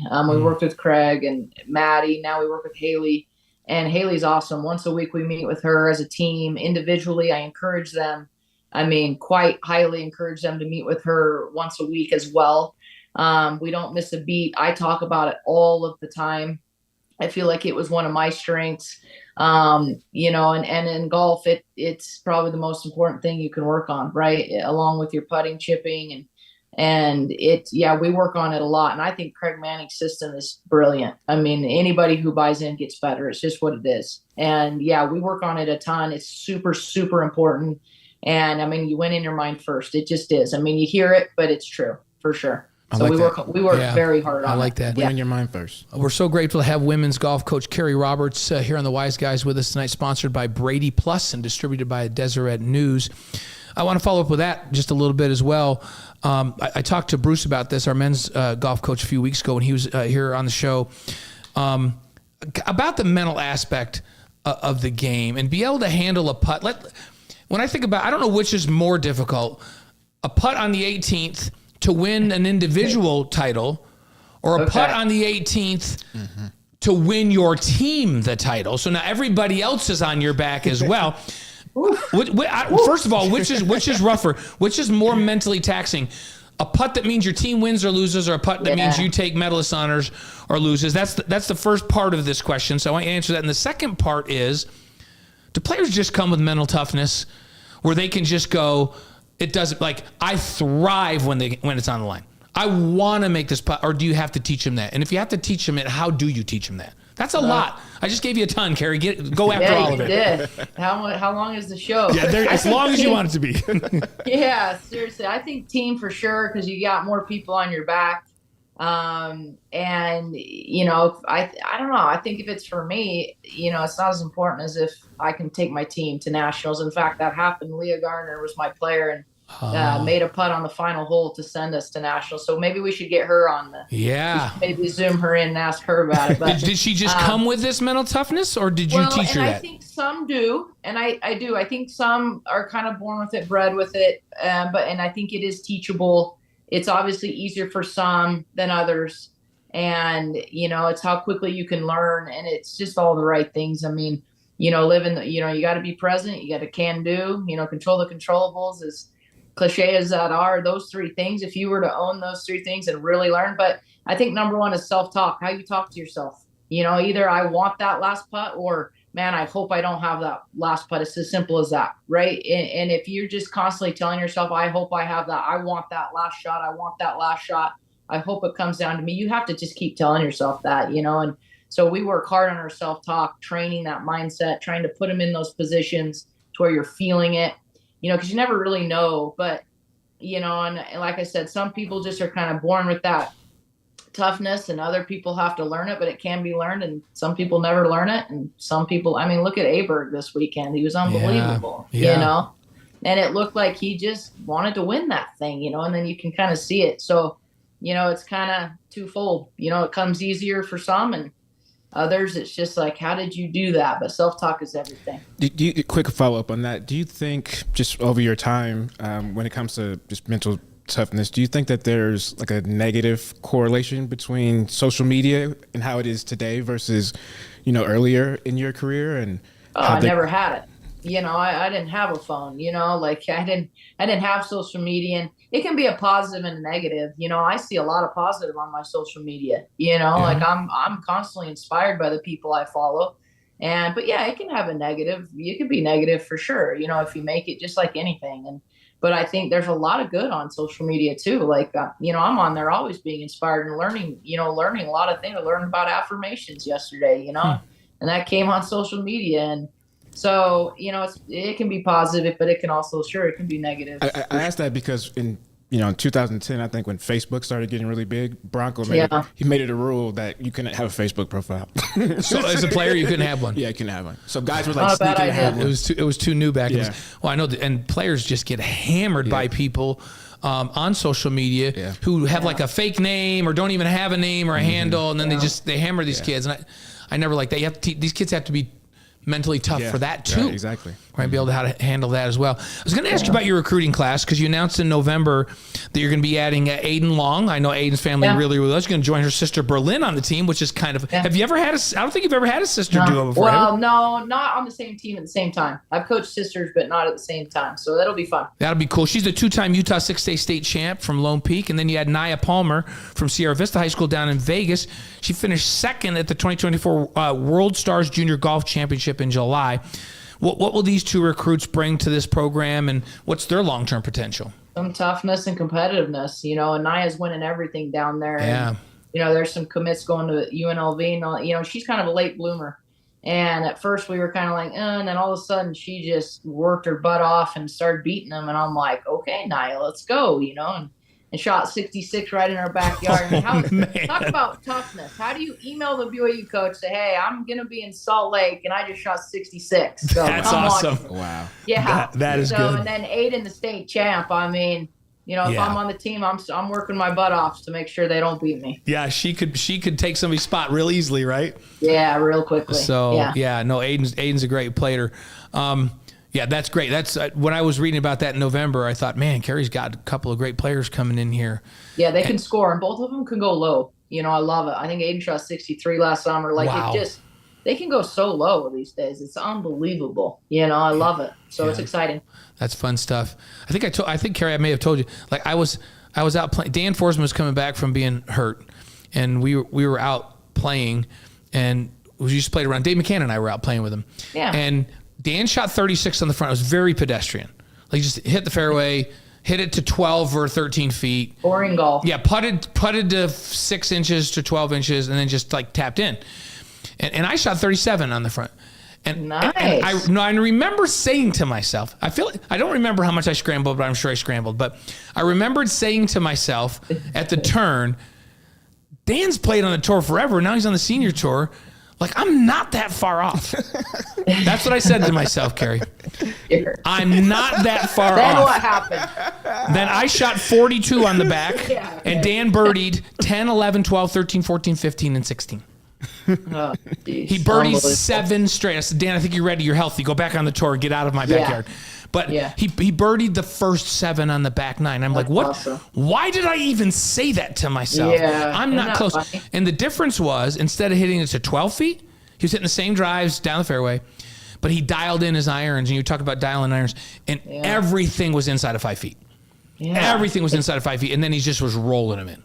Yeah. And I just thought there is such a difference between somebody that's a great player and just Joe Guy. So can you put that in a football score for me? On the back 9, he beat me 150 to nothing. Oh, okay, cool. I got you. I'm learning. On the front 9, he got me 14-12. Okay. On the back 9, he basically beat me 150 so the first to nothing.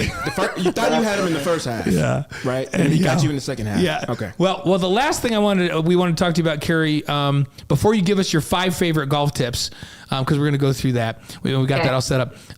Is your reaction to Tom Holmoe's retirement announcement? You've known Tom for a long time. This is the end of an era. Your thoughts on Tom and what this means to the program? Shed a tear. I shed a tear. He's such a good man. And I love what Brian said. He cares. He cares. I mean, I can't tell you how many times I didn't know if I could approach him, and he spent hours with me, just talking to me, listening to me, and having my back. He had my back every single time that I talked to him. And he's just the most loving, caring, understanding man. He was so good for BYU. And I mean, I shed a tear. He's incredible. So I'm grateful that he gave me a chance and believed in me, and still does. he left an incredible legacy and did nothing but make us better. Yeah, one of a kind. Yeah. So Tom was a teammate of mine, of course, and okay, yeah, cool. great player, and he was a senior when I was a freshman, and he was such a great leader back then. Yeah, okay, cool. You just knew what a great leader he was, and he's an incredible football player. People don't know how good he was as a player. He played in the NFL for a number of years. He played with no ACL for 2 years in the NFL. Oh, that's crazy. Oh, wow. I didn't know that. On a world championship football team. Yeah. Wow. So he was a special player, but you could tell back in those days just the leadership that he had, and that's going to be very much missed because it's such a great leader, and I think he wins people over with the fact that everybody just knows that he loves them, right? And so that makes a difference. Then they want to follow him. Yeah. And he doesn't lead people in the wrong direction. So we were, and I don't want to put you in the spot here, but it's like we were saying everything's so different these days in college sports. Does the AD need to have like a business background and understand? It seems like it's a completely different job than the one that Tom's had for the last. It is, 20 and years. there's different challenges that pop up, but that's what made Tom great. He put good people around him. You know what I mean? And he got opinions and made good decisions that were best for BYU. And that's, you've got to have someone that can handle the unknowns. There's going to be constantly things thrown at you, and but they'll find the right guy for sure, or woman. Yep. Yeah, that's true. Yeah. We mentioned Liz has been there in the program for a while, and we don't know if it's going to be somebody like Brian Santiago or Chad Lewis or Liz or anybody else inside, or if they do a national search. And there are a lot of LDS people high up in athletic administrations at major universities around the country that I was not even aware of until I just was reading an article the other day. I'm like, oh wow, I didn't know that guy was. I didn't like all over the country. Uncle B, you know, you guys are everywhere. Well, Bilo always says he's the double minority carrier. He says, I came to school. I'm African American. I'm not a member of the predominant faith. But and he says, so I'm a double minority, and he still tells kids. He says it's the best place in the world for people to go if they're double minority. Absolutely. Right, Bilo? Yep, absolutely. Yeah. I love it. And that's what I was going to say. You're still here. Yep. You came back. You're still here. That says a lot. No. I wouldn't say. Yeah. Well, I didn't go back home to Cali. I'm never going back home. I'm not. This is home. This is home. Yeah. I'm not. I get just thinking about going back home. Yeah. Gavin and I went to a special place. It right? is. It's absolutely. And my family's here now.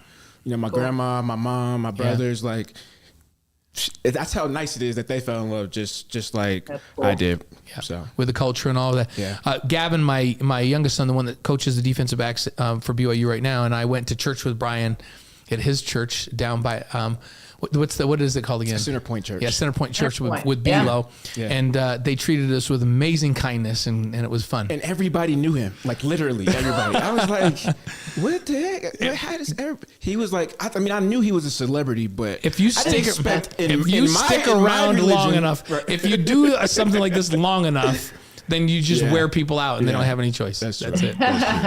So, that's fun. Well, Carrie, we've got 5 questions for you. 5 questions is presented by Strategy Square. You can find out more at strategysquare.co.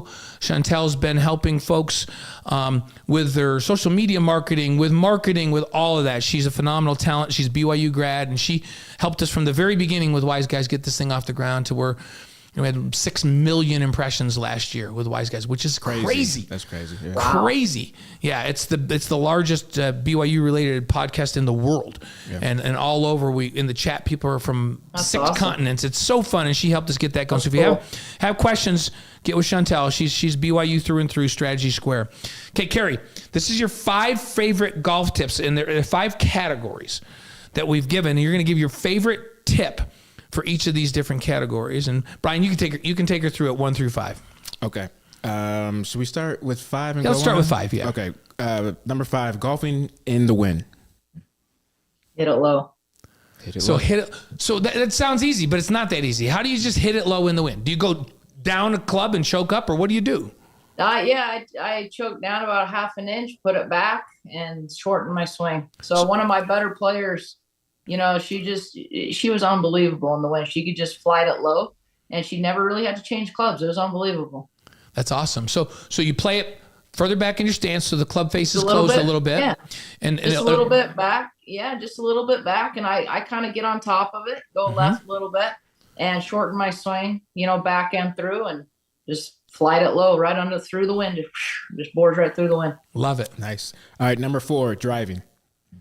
Get a lesson. No, go see a pro. Because Brian's a putter. We know he putts, but I put the ball forward and I keep my head behind the ball, and you got to make sure you rotate. Like, I don't think people rotate enough. You got to rotate and just smash that in the center of the face. So. With your setup, do you start with the ball about on your left heel? I do. I go ball left heel, and then I kind of set up my left ear kind of on the right side of the ball, and I keep it there. And I'm really kind of steady. I want to just turn around my spine and just kind of, try to turn so I can square that face. And I like a cut. I hit a fade. Left you hit a little right, fade. So, John Geertsen always used to say to me, you remember John, right? Yeah. John he would teach me once in a while, and I'd go over and play with him when he was over at Poppy Hills. Great former BYU golfer that was the director of the golf school at Pebble Beach. He always used to say, Blaine, quit looking to where the ball's going. I want you to see where the ball was after you hit a drive. I do not want you to see where it's going to go. Yeah. You have to focus on where it is right now and where it was after you hit it. Yeah. It changed my driving. That one. Yeah. Sometimes something hits with you in your mind. Yeah. And that got me to keep my head behind the ball and quit turning and opening up and dropping my right shoulder. And that was John's little swing tip changed my ability to drive the golf ball. That's cool. Yeah, I just look at the back of that ball and try to just smash it. Almost see a dimple, Yeah. Yeah. Focus on the back and just smash it. Yeah. Number 3, getting out of bunker.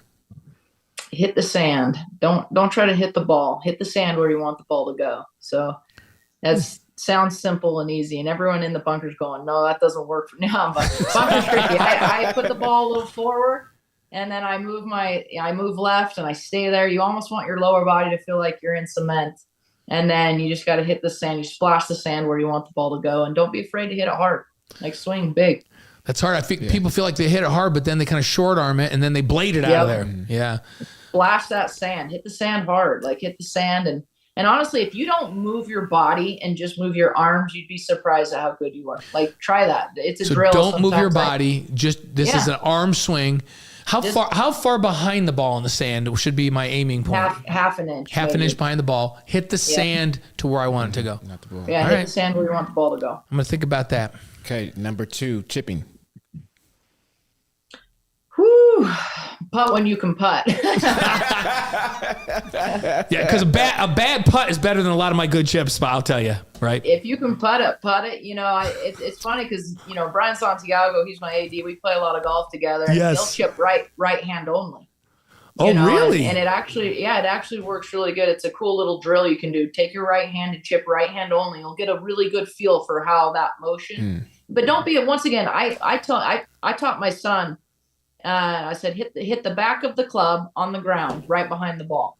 And he's just hitting these beautiful, just little high shots, so he's not afraid to hit the ground with the back of the club. The back of the club, just hit the ground right behind the ball, and you'd be surprised. But try right hand only. You'll be shocked.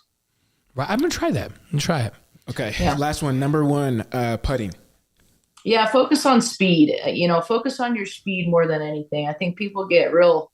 And that's probably the number one thing I see is just people don't have good speed. Practice a little bit of speed, hit it long, hit it short, hit it in the hole.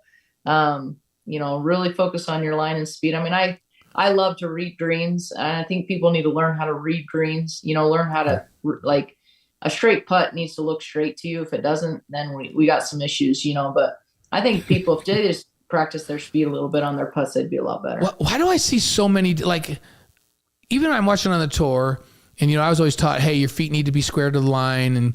And it's all over the place. People putt with their left foot open. They putt there's so many different setups to putt the golf ball.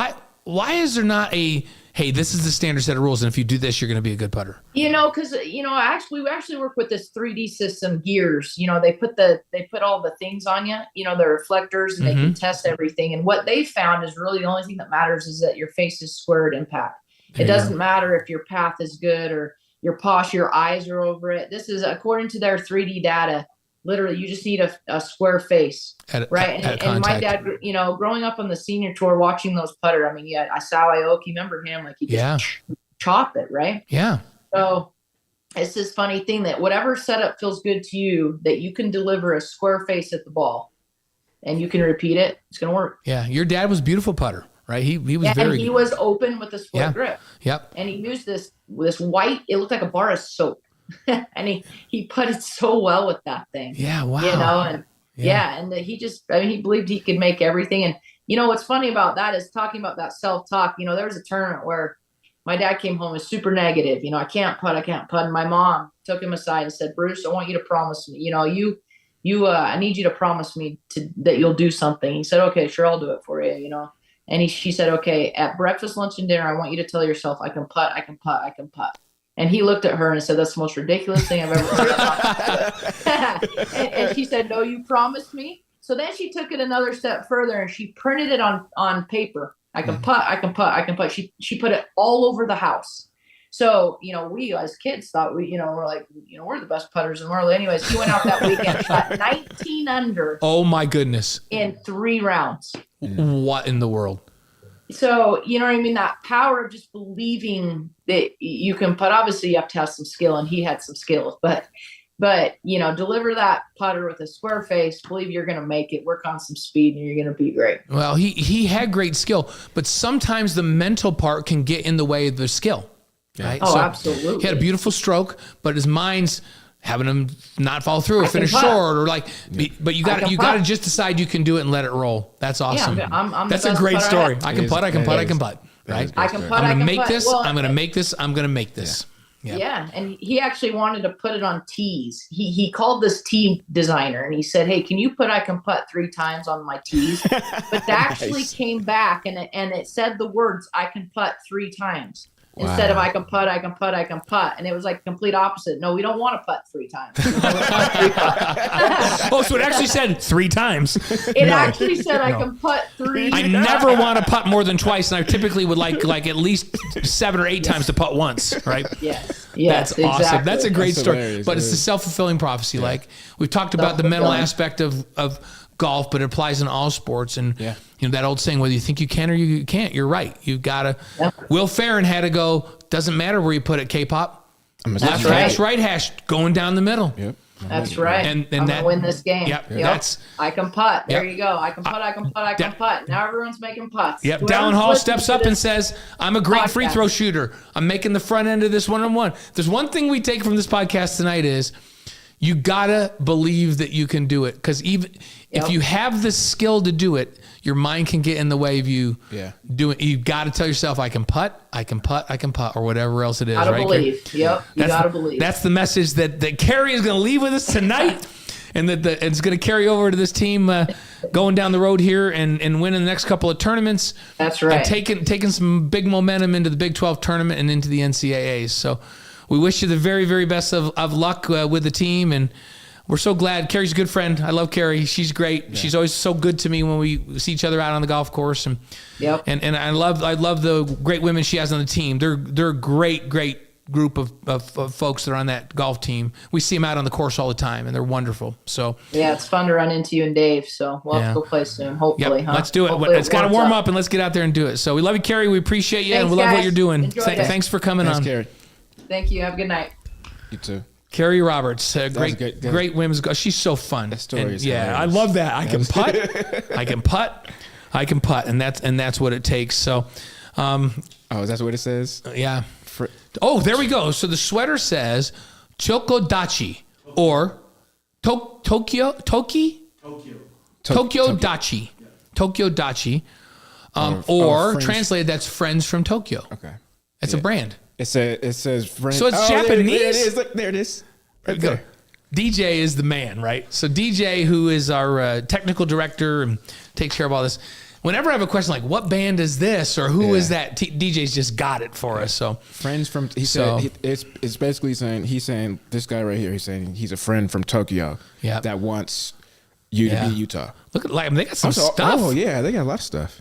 They got some stuff. That's fun. So that's how you got this. So somebody gave you that shirt because you don't buy shirts. No, I got this from the bookstore. Oh, you did? So like really, really funny story. So this is when I used to fill in a lot back in the day for Sports Nation. Yeah. And I remember getting a drink or something, and I spilled it on the way. So I was like, I got to do Sports Nation. And I think this is when I was living in Saratoga. So I was like, I got to do Sports Nation. So I was like, okay, I'll just go to the bookstore. And I saw it. I loved it so much. I even got Spencer one. The same you go. day. I love it. The same one. So that's good stuff. I get the most compliments on this. Like I don't even put it in the washing machine. I take this to the cleaners, and it's a sweater. It's awesome. Hey, folks on chat, is Michael Zimmerman saying, agreeing with some of the things that we were saying, business degree, love for BYU athletics, and a good family person. Yeah, those are all. We got folks in from Drummond, Montana, from all over again tonight. Rob says, I've been thinking of Gifford Nielsen as AD. The problem is Giff's a retired general authority. He's older than Tom. Right? I don't think Giff wants to take that on right now. Sylvia is saying, I'm thinking maybe JT Treve. And then she says, I'm thinking about Jonathan Tabernari's AD, but what do I know? I have faith in the BYU leadership to know who's the best person to hire as AD. JT, who works the desk with me a bunch. I think JT's with me tomorrow to do the Kansas pregame show tomorrow night. And then Corey Yoshimura is on with us right now. Corey, the famous Corey, who's a dear friend and basically runs the PGA over in Asia. He says, I don't run it, but I tell him he runs it. So, and he says, konnichiwa from Japan. So Corey's on, and I think it's like 10 o'clock in the morning tomorrow. Nice. And so we're glad to have Corey on with us. Corey took me to the Masters. Nice. And I will be forever grateful. What an unbelievable experience. And introduced me to a bunch of folks like Hideki Matsuyama and everybody knows Corey over there. So thanks for joining us, Corey. It's good to have you on. And then is it BOS Day? How does that? Can you read that? Yeah, I'm leaving Modesto for Michigan Wednesday. And he says, but I'm taking a tour on the way. On Michigan Wednesday for my aunt's funeral, I'll be taking a detour on my way home to stay with my cousin in Arizona to see BYU play basketball in Tucson, then Arizona State on my birthday. Nice. That's a trip. That's a trip. Yeah, that's a perfect setup right there. Yeah, Tom Mortensen saying, what's your pre-putt routine? Well, you know what it is now, Tom? I stand over the ball and say, I can putt, I can putt, I can putt. That's our new routine because it does nothing else even matter. So let's get through a few things here as we bring the show down the home stretch. Let's start back all the way back on men's basketball, Bilo. After our Kruger Board question of the week, we're going to get into men's basketball. Our guests were so fantastic tonight. Men's basketball, 17-8, 8-6 in conference. They're having a great year. Again, they defeated Kansas State 80-65 Saturday night at the Marriott Center. Richie Saunders had 17 points and 14 boards. Dallin Hall, 16 points, was phenomenal off the bench. Yep. Kaba Keita, 9 points and 11 boards, and it was his flu game. Carrie talked about flu game for one of her players, and Kaba told us, I wasn't feeling good. And he was dominating. He had 5 block shots in that game. You almost wonder if it's a we talk about mental toughness right now. Recently, you almost wonder if because you are sick and you go into with this ultra laser focus because I got to focus or I'm not gonna be able to play. I got to take everything up a notch just so I can get to my close to my normal self. Yeah. And I think that focus and that desire is what sets you over the top. But the messed up part is that when you come back and you're not sick anymore, that focus, you don't try to. How do you keep it? You got to keep it. How do you keep it? We just keep telling each other, I can putt, I can putt, I can putt. There you go. BYU then beat West Virginia 73-69. In the previous game in Morgantown, that's a quad 1 win. Yeah. That was a big upset on the road. Yegor Demon, 16 points, 2 clutch free throws late. Trey Stewart came off the bench and had 8 points. He had 9 points all season up to that point. He had 8 points in that game. And he was playing some lockdown defense. He played great defense in the K-State game. Mihailo Boskovic, 6 points. BYU's bench has been phenomenal in these wins, outscoring the starters, by the way. BYU out-rebounded West Virginia, who's known for rebounding, 35-25, and the bench outscored West Virginia 38-18. Huh. Who was the game before West Virginia when they lost? Was Cincinnati. That was it. Was that that bad loss, right? Yeah, they just struggled on the road. Am I right? Was it Cincinnati? Remember when Coach Young put in his a lot of these players just to kind of get a spark, and they had a little bit of a spark. I wonder if there's carryover from that. From they gave him a spark, but But I mean, I still think that after he gave him a spark, he should have put, his starters back in. But they still end up getting blown out. Is that the game, Cincinnati? That's the one I'm thinking of. But I'm just listening to this the last 2 wins. I'm wondering if there was any type of correlation from that. Yeah, that loss at Cincinnati I was just looking for the score 6-86. They didn't play well. Yeah. But they've won 7 of their last 10 in league. Well, that's impressive in this league. It's a great league. Yeah, it's hard to win. So they're playing well. The rankings in the net, they're number 36, Ken Palm 33. That's in a comfortable position to be in the NCAA tournament. Joe Lunardi updated his bracketology today. And he has BYU in his last 4 buys category. So they previously, before the Kansas State game, they were in the last 4 in. So the last 4 buys means that there's 4 teams, like there are at least 4 teams behind them on his bracket right now. Oh. So a little bit further in. Okay. So we created some space, basically. Yeah, and Lunardi has 8 teams from the Big 12 currently in the tournament. So which is great. BYU and Kansas are tied for 6th right now in the league. 27 days till Selection Sunday. BYU's in a good position. A win tomorrow night against Kansas. Wow. Yeah. I think that would put them solidly in the tournament at that point. And if they can go 500 in these last 6 games, they're in the tournament. So AP top 25, 3 Big 12 teams in the top 10. 5 Houston, 8 Iowa State, 9 Texas Tech. Arizona's 19. BYU's got to go down to Arizona next week or later in this week. And then 23 Kansas. So they have a chance to be a ranked team at home tomorrow night. So is Kansas still, are they staying in Utah, I'm assuming, right? Because they play at Utah? Kansas State plays Utah tonight. They're playing right now. And then Kansas played Utah Saturday night, and they play us tomorrow night. But where did they play? Did they play at home? Who? Kansas? No, Kansas played Utah at Utah Saturday night. And then they're here. So they've been in Utah for the weekend. Yeah. So they're coming off of a big upset loss at Utah. And you can't go home. No. To reset. That's a pretty bad situation to be in as an athlete. To have a bad loss like that. And you can't go home to your mom. Right. You can't see your girlfriend. You know what I mean? Yeah. You can't sleep on your own bed to kind of reset. I know. It's like they're just living with it. So it'll be interesting to see what kind of team shows up. And then Mayo got hurt in that game, who's their second best player. Dickinson, who's some special big man. But Zeke Mayo went out of that game, went to the locker room. I'm not sure how he is. If he's not playing, it gives BYU a better chance. So I would expect him to be back. Big 12 standings, Houston's in 1st, Arizona 2nd, Texas Tech is tied with Arizona, Iowa State's in 4th, BYU 5th. Oh, that's right. It's not 6th, it's 5th. It's a 3-way tie with BYU, Baylor, and Kansas, number 5. Just another great season. This week, you got Kansas tomorrow night, who you just mentioned. They lost to Utah Saturday, 74-67. BYU's only played Kansas 6 times. And BYU leads the series 4-2. No, I take that back. Kansas leads the series 4-2. Right. Last meeting, though, BYU beat Kansas in Lawrence 76-68. That was a big upset. So I'm wondering if they got a little bit of revenge on their minds when they come in here tomorrow night. The only meeting in Provo was back in 1960 when BYU won 80-70. It's been since 1960. Kansas is one of the storied programs in the history of college basketball, so this is pretty cool. And tomorrow's game completely sold out. Yeah, how are we going to get in? Yeah. How are we going to get in, Unc? Yep. We got to find a way. I know. Oh, I have to do the pre and post game show, so I'm in. Just come over with us and we'll just walk in. We'll just Yeah. I'm just going to walk behind you. Yeah. Notable Big 12 games this week. Arizona is at Baylor tonight. Kansas is at BYU tomorrow night. BYU's at Arizona Saturday. They got to go on the road to the McHale Center.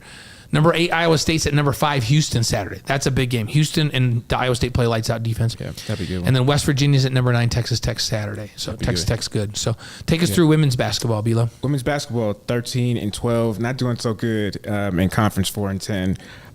But Delaney Gibb continues to ball out, named Big 12 Freshman of the Year for the 8th time. Like I told of the weekend, she's going to be the Big 12 Freshman of the Year, right? Yes, yeah. And I told Dave this last week. I said I hope we figure out a way to get some NIL to keep her. Yes, she's so good. But so BYU beat number 20 Oklahoma State at the Marriott Center, 68-64. To be a ranked team that's number 20 is phenomenal work there. Emma Calvert had 19 points, 7 rebounds, and Delaney Gibb had 14 points, 7 rebounds, and 6 assists. They lost to, or number 11 TCU beat BYU 79-47 in Tough Fort one. Worth. Yeah. Oof. 16 turnovers for BYU. Yeah. Mm-hmm. That was a tough one. Emma Calvert had 16 points, 6 rebounds, and 16 points. 16 turnovers. Interesting to see the points off a turnover. A rough night. Yeah. And Big 12 standings, Kansas State is 1. Tied for 1, right? With Baylor, Baylor. And then BYU is 12th, tied with Kansas. And this week, BYU at Arizona, Tuesday at 6 p.m. It's on ESPN Plus. BYU Radio, the Wildcats 57-3 in Provo, December 21st. Last time. Yeah, so it's a close game in Provo. So and then Arizona State at BYU Saturday. That's 4 p.m. and Mountain. That's ESPN Plus and BYU Radio. First meeting was on February 1st, and the Cougars beat Arizona State 77-67 in Tempe. And Calvert had 22 points and 5 assists for that game. And then Tressa Spalding-Hampton will have her number 54 jersey retired at halftime. Hampton was a 3-time All-American who starred for the Cougars between 1983 and 1987. Yeah, so Teresa Spalding back then, All-American, 6'7", center, post player. Amazing human being. She's provided BYU with a bunch of her daughters have all played volleyball and basketball at BYU and have been phenomenal, contributed in a big way. Well-deserved. Number 54 going to be retired. Teresa used to work out with us with the football team. Really? She'd come and do some of the running drills with us to get better. And so fun that they're going to honor Teresa this Saturday at halftime. If you can get to that game. Yeah. A game BYU should win. Yeah. They beat Arizona State on the road. A game they should win. In fact, they could win both games this week, which would be great. Get on a little roll here. But I'm so excited for Teresa. Congratulations and a shout out to her on this great honor. So very, very cool. Men's golf. We talked about women's golf. Men's golf and number 21 in the country, John Burns Intercollegiate. They took 8th place. Next is Lambkin Invitational, March 10th through 11th, San Diego. I do love the schedule the golf team plays. They're always in a warm weather, right? I could take some of the warm weather right now. I can't complain. I am. If you notice I'm a little bit tan, it's because I was in Jamaica last week. So hey, I'm a little bit. You just notice how tan I am? Yeah, you're always a little tan. I'm almost as dark as you right now. You are actually, because you've been up here in the cold, and you're yeah. getting all pasty and stuff. And I was down in Jamaica getting all brown. This is when people really believe that we're related. It is my nephew. Bryant Belo is my nephew, and it's not fake. He really is my nephew. Not fake at all. So, hey, men's volleyball 10-4. Yep. They're 2-0 in the MPSF in league, and they. I didn't check the rankings today because they just came out today, but they've been in the top 6 all year long. They play in the toughest league in college volleyball. They swept Concordia on the road last week, 3-1 and 3-2. This week they have Barry University at BYU. That's Friday and Saturday, 7 p.m. Mountain Time. Yep. The games are on the Big Ten Network. And available on demand at BYUtv.org at 10 Mountain Time. Yep. So you can watch again. Gymnastics record is 3-10, 1-3 in Big 12. They beat West Virginia 195.675 to 195.000. I don't know how big of a win that. It's just I don't get scoring. They're always so close, even against the top teams. But 195.675 to 195. Okay. I don't. We need Spencer. Yeah, Spencer can add that up. This week at Iowa State, or Iowa State at BYU, and that's Friday 6:30 p.m. Mountain, and that's on ESPN Plus. Yep. Very good. Track and field, women's ranking, they're number 6. The new poll comes out tomorrow. History maker Carmen Alder, Megan Hunter, Tessa Buswell, and Riley Chamberlain. They set an NCAA record in the distance medley. They ran a 10:37.58. Records were just falling from BYU athletes at this meet in track and field. BYU's track and field is an elite program. Cross country, both teams win national championships. Track and field, especially in the distances, are amazing. It's 14 seconds faster than the previous BYU record. I'm starting to believe this altitude thing. Yeah. You know. And by the way, it's 14 seconds faster than the time posted by BYU's 2024 National Championship squad. What in the world is going on? They're so good. So, and then how about Sammy Oblad set the school record in the 400 meters, 51.71, and Lexi Halliday Lowry set the school record in 3,000 meters, 840.60 in Albuquerque. What? Crazy. They're just breaking records left and right. The next up for the Cougs on the women's side is the Big 12 Championship. That's February 28th through March 1st in Lubbock, Texas. And then the men on the other side, at the Husky Invitational, the 4x4 relay squad set the school record. That's 4 laps, 4x400, 3:04.64. Yeah. Eli Hazlitt, Trey Jackson, Ty Ostrich, and Josh Taylor. Freshman Tyler Matthews set the school record in the 800 meters, 1:46.62 indoors, of course. Freshman. Casey Klinger set the school record in 3,000. He just keeps breaking records. Yeah. 7:41.06, and Josh Taylor set the school record in the 400 meters, 45.86. This week they're at the Alex Wilson Invitational Saturday in Notre Dame, Indiana. Track and field just keeps getting it done. Yeah. Unbelievable. What Diljit and Ed Eyestone are doing, Diljit Taylor and Ed Eyestone, is off the charts amazing. It's words. It's hard to even like describe. They're so good. Yeah. So, softball. Their record is 6-2 this week. Thursday, BYU versus number 25 Washington. That'd be a good one. BYU versus Cal State Northridge, and then Friday BYU versus Hawaii, and then BYU versus UCSB. Then Saturday, BYU versus number 12 Duke. That's a big one. Duke is good in softball. They're good in softball. Yeah. Baseball is up and running. The record is 1-2. They beat Fresno State 7-1 Saturday night for the first win of 2025. The series finale is tonight on BYU Radio with Dave. Dave's calling that game as we speak. So, and hopefully having a good time down there. This week, tomorrow, BYU's at UCLA, 7:00. Does Dave go down for that one too? I think he is. I think he's on the whole road trip. Yeah. And then Thursday through Saturday, BYU's at Cal State Northridge. All games are available on BYU Radio and the BYU Radio app. So there you go. Good luck to Dave. Women's tennis has a record of 8-3, and this week, Friday, Utah State at BYU, and then Saturday, Fresno State at BYU. Yeah, let's not forget about women's tennis. Holly has been on the show. Their coach has been on the show. She's a phenomenal coach, and she's got a great team this year. My wife Brenda and I like to go catch some of these tennis matches, so we'll be supporting the Lady Cougs in women's tennis. Men's tennis, the record is 7-1. This week, Friday BYU at Cal Poly, and Saturday BYU at Idaho. So, hey, you want to have some fun. Go out. They have free pizza sometimes at these, but get out and Utah State's at BYU on Friday, and Saturday Fresno State's at BYU, and see if you can support that women's tennis team. Yeah. So I mean, think about like most of our teams that we just read in their records. I mean, gosh, we're good. They just keep winning. We're good. We'll finish up with swim and dive team. Big 12 championships are February 25th through March 1st at Federal A, Washington. So there you go. Let's take us out with On This Day. And you started off for us. It's February 17th. These are all the phenomenal things that happen on this day in history. 1621, Miles Standish is elected as first commander of the Plymouth Colony. There you go. I don't know what that is. That's back in the old days. This is Plymouth Colony. Was like one of the, like they came over to Plymouth Rock, and the Pilgrims came, and the original the Lion King. No, not that rock. Oh, that's Pride Rock. That's Pride Rock. DJ, please record that so I can have that on my phone. Not Plymouth Rock, but Pride Rock. He thought Plymouth Rock was on the Lion King. That's my nephew right there. That's my nephew. Oh, shoot. 1801. This guy you know, though. Thomas Jefferson. He's elected president after the House of Representatives voted to break the tie in the Electoral College between Jefferson and Aaron Burr. And if you've ever seen Hamilton, you call him Aaron Burr, sir.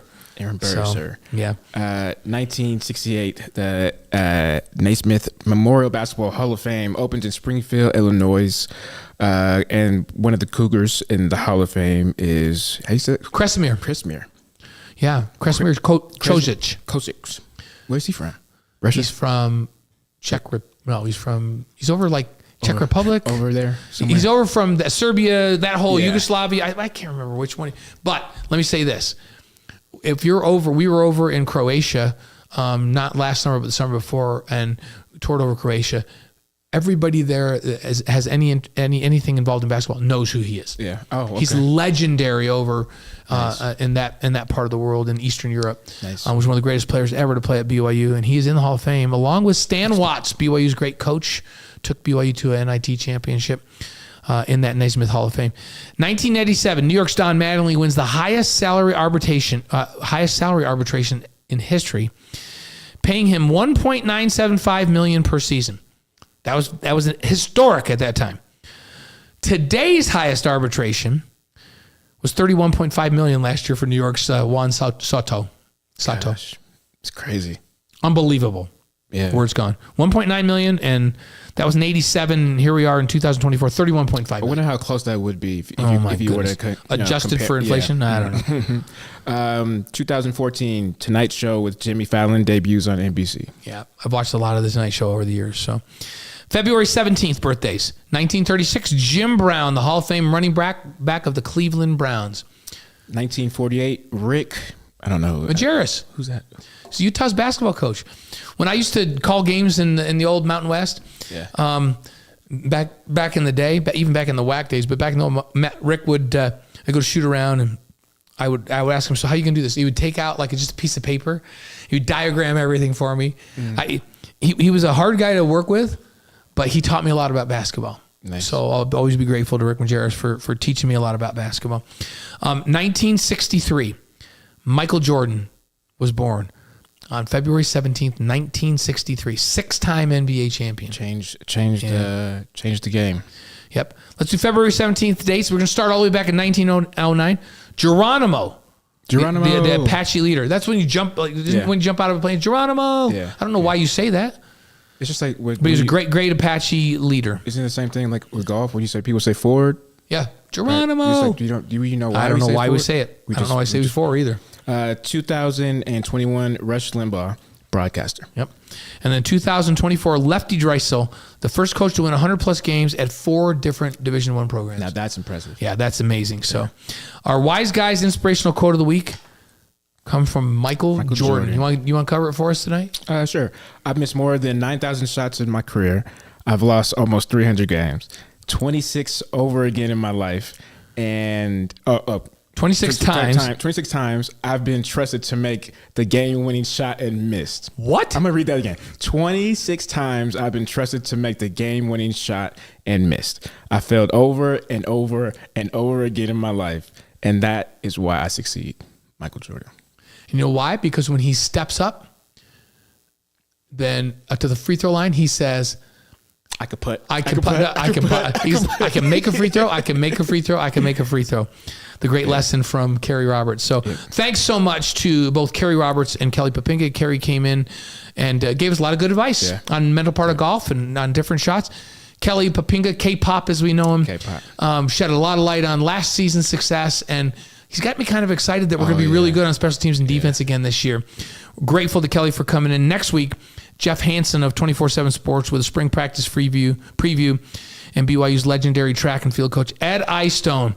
Dave will be back in studio with me. We're grateful for Brian Logan filling in the last 2 weeks while I was in Jamaica last week. And then while Dave's off covering baseball, here's where you can find us this week.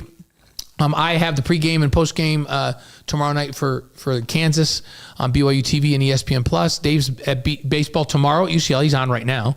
Mm-hmm. And at Cal State Northridge Thursday through Saturday on BYU Radio and the BYU Radio app. You can also read Dave's articles all week in Deseret News. He's writing articles all week long. Where are we finding you this week, Bilo? Sneaking into the Kansas game. Sneaking into the Kansas game with me and Kristen Kozlowski. Yes, I'm with you guys. Yeah. And then I hope I see you. I never see you at the gym anymore. You're going to a different gym now, though. Yeah, I'm going. So yeah. Well, I haven't worked out in a while. I just started going back last week, only for the alumni game. So I'm kind of happy that the timing's right because it's gonna kind of push me. But yeah, I'm going to. Let's get you back lifting so you can get those buys ready for football season. See like how. Brian and I have bicep contests during football season, so get you going for football, and then I owe you dinner. You know that. Yeah. I owe you more than one dinner. So, and never forget. Give me like 3. Wise Guys is presented by BradyPlus and distributed by the Deseret News. We'll see you next week.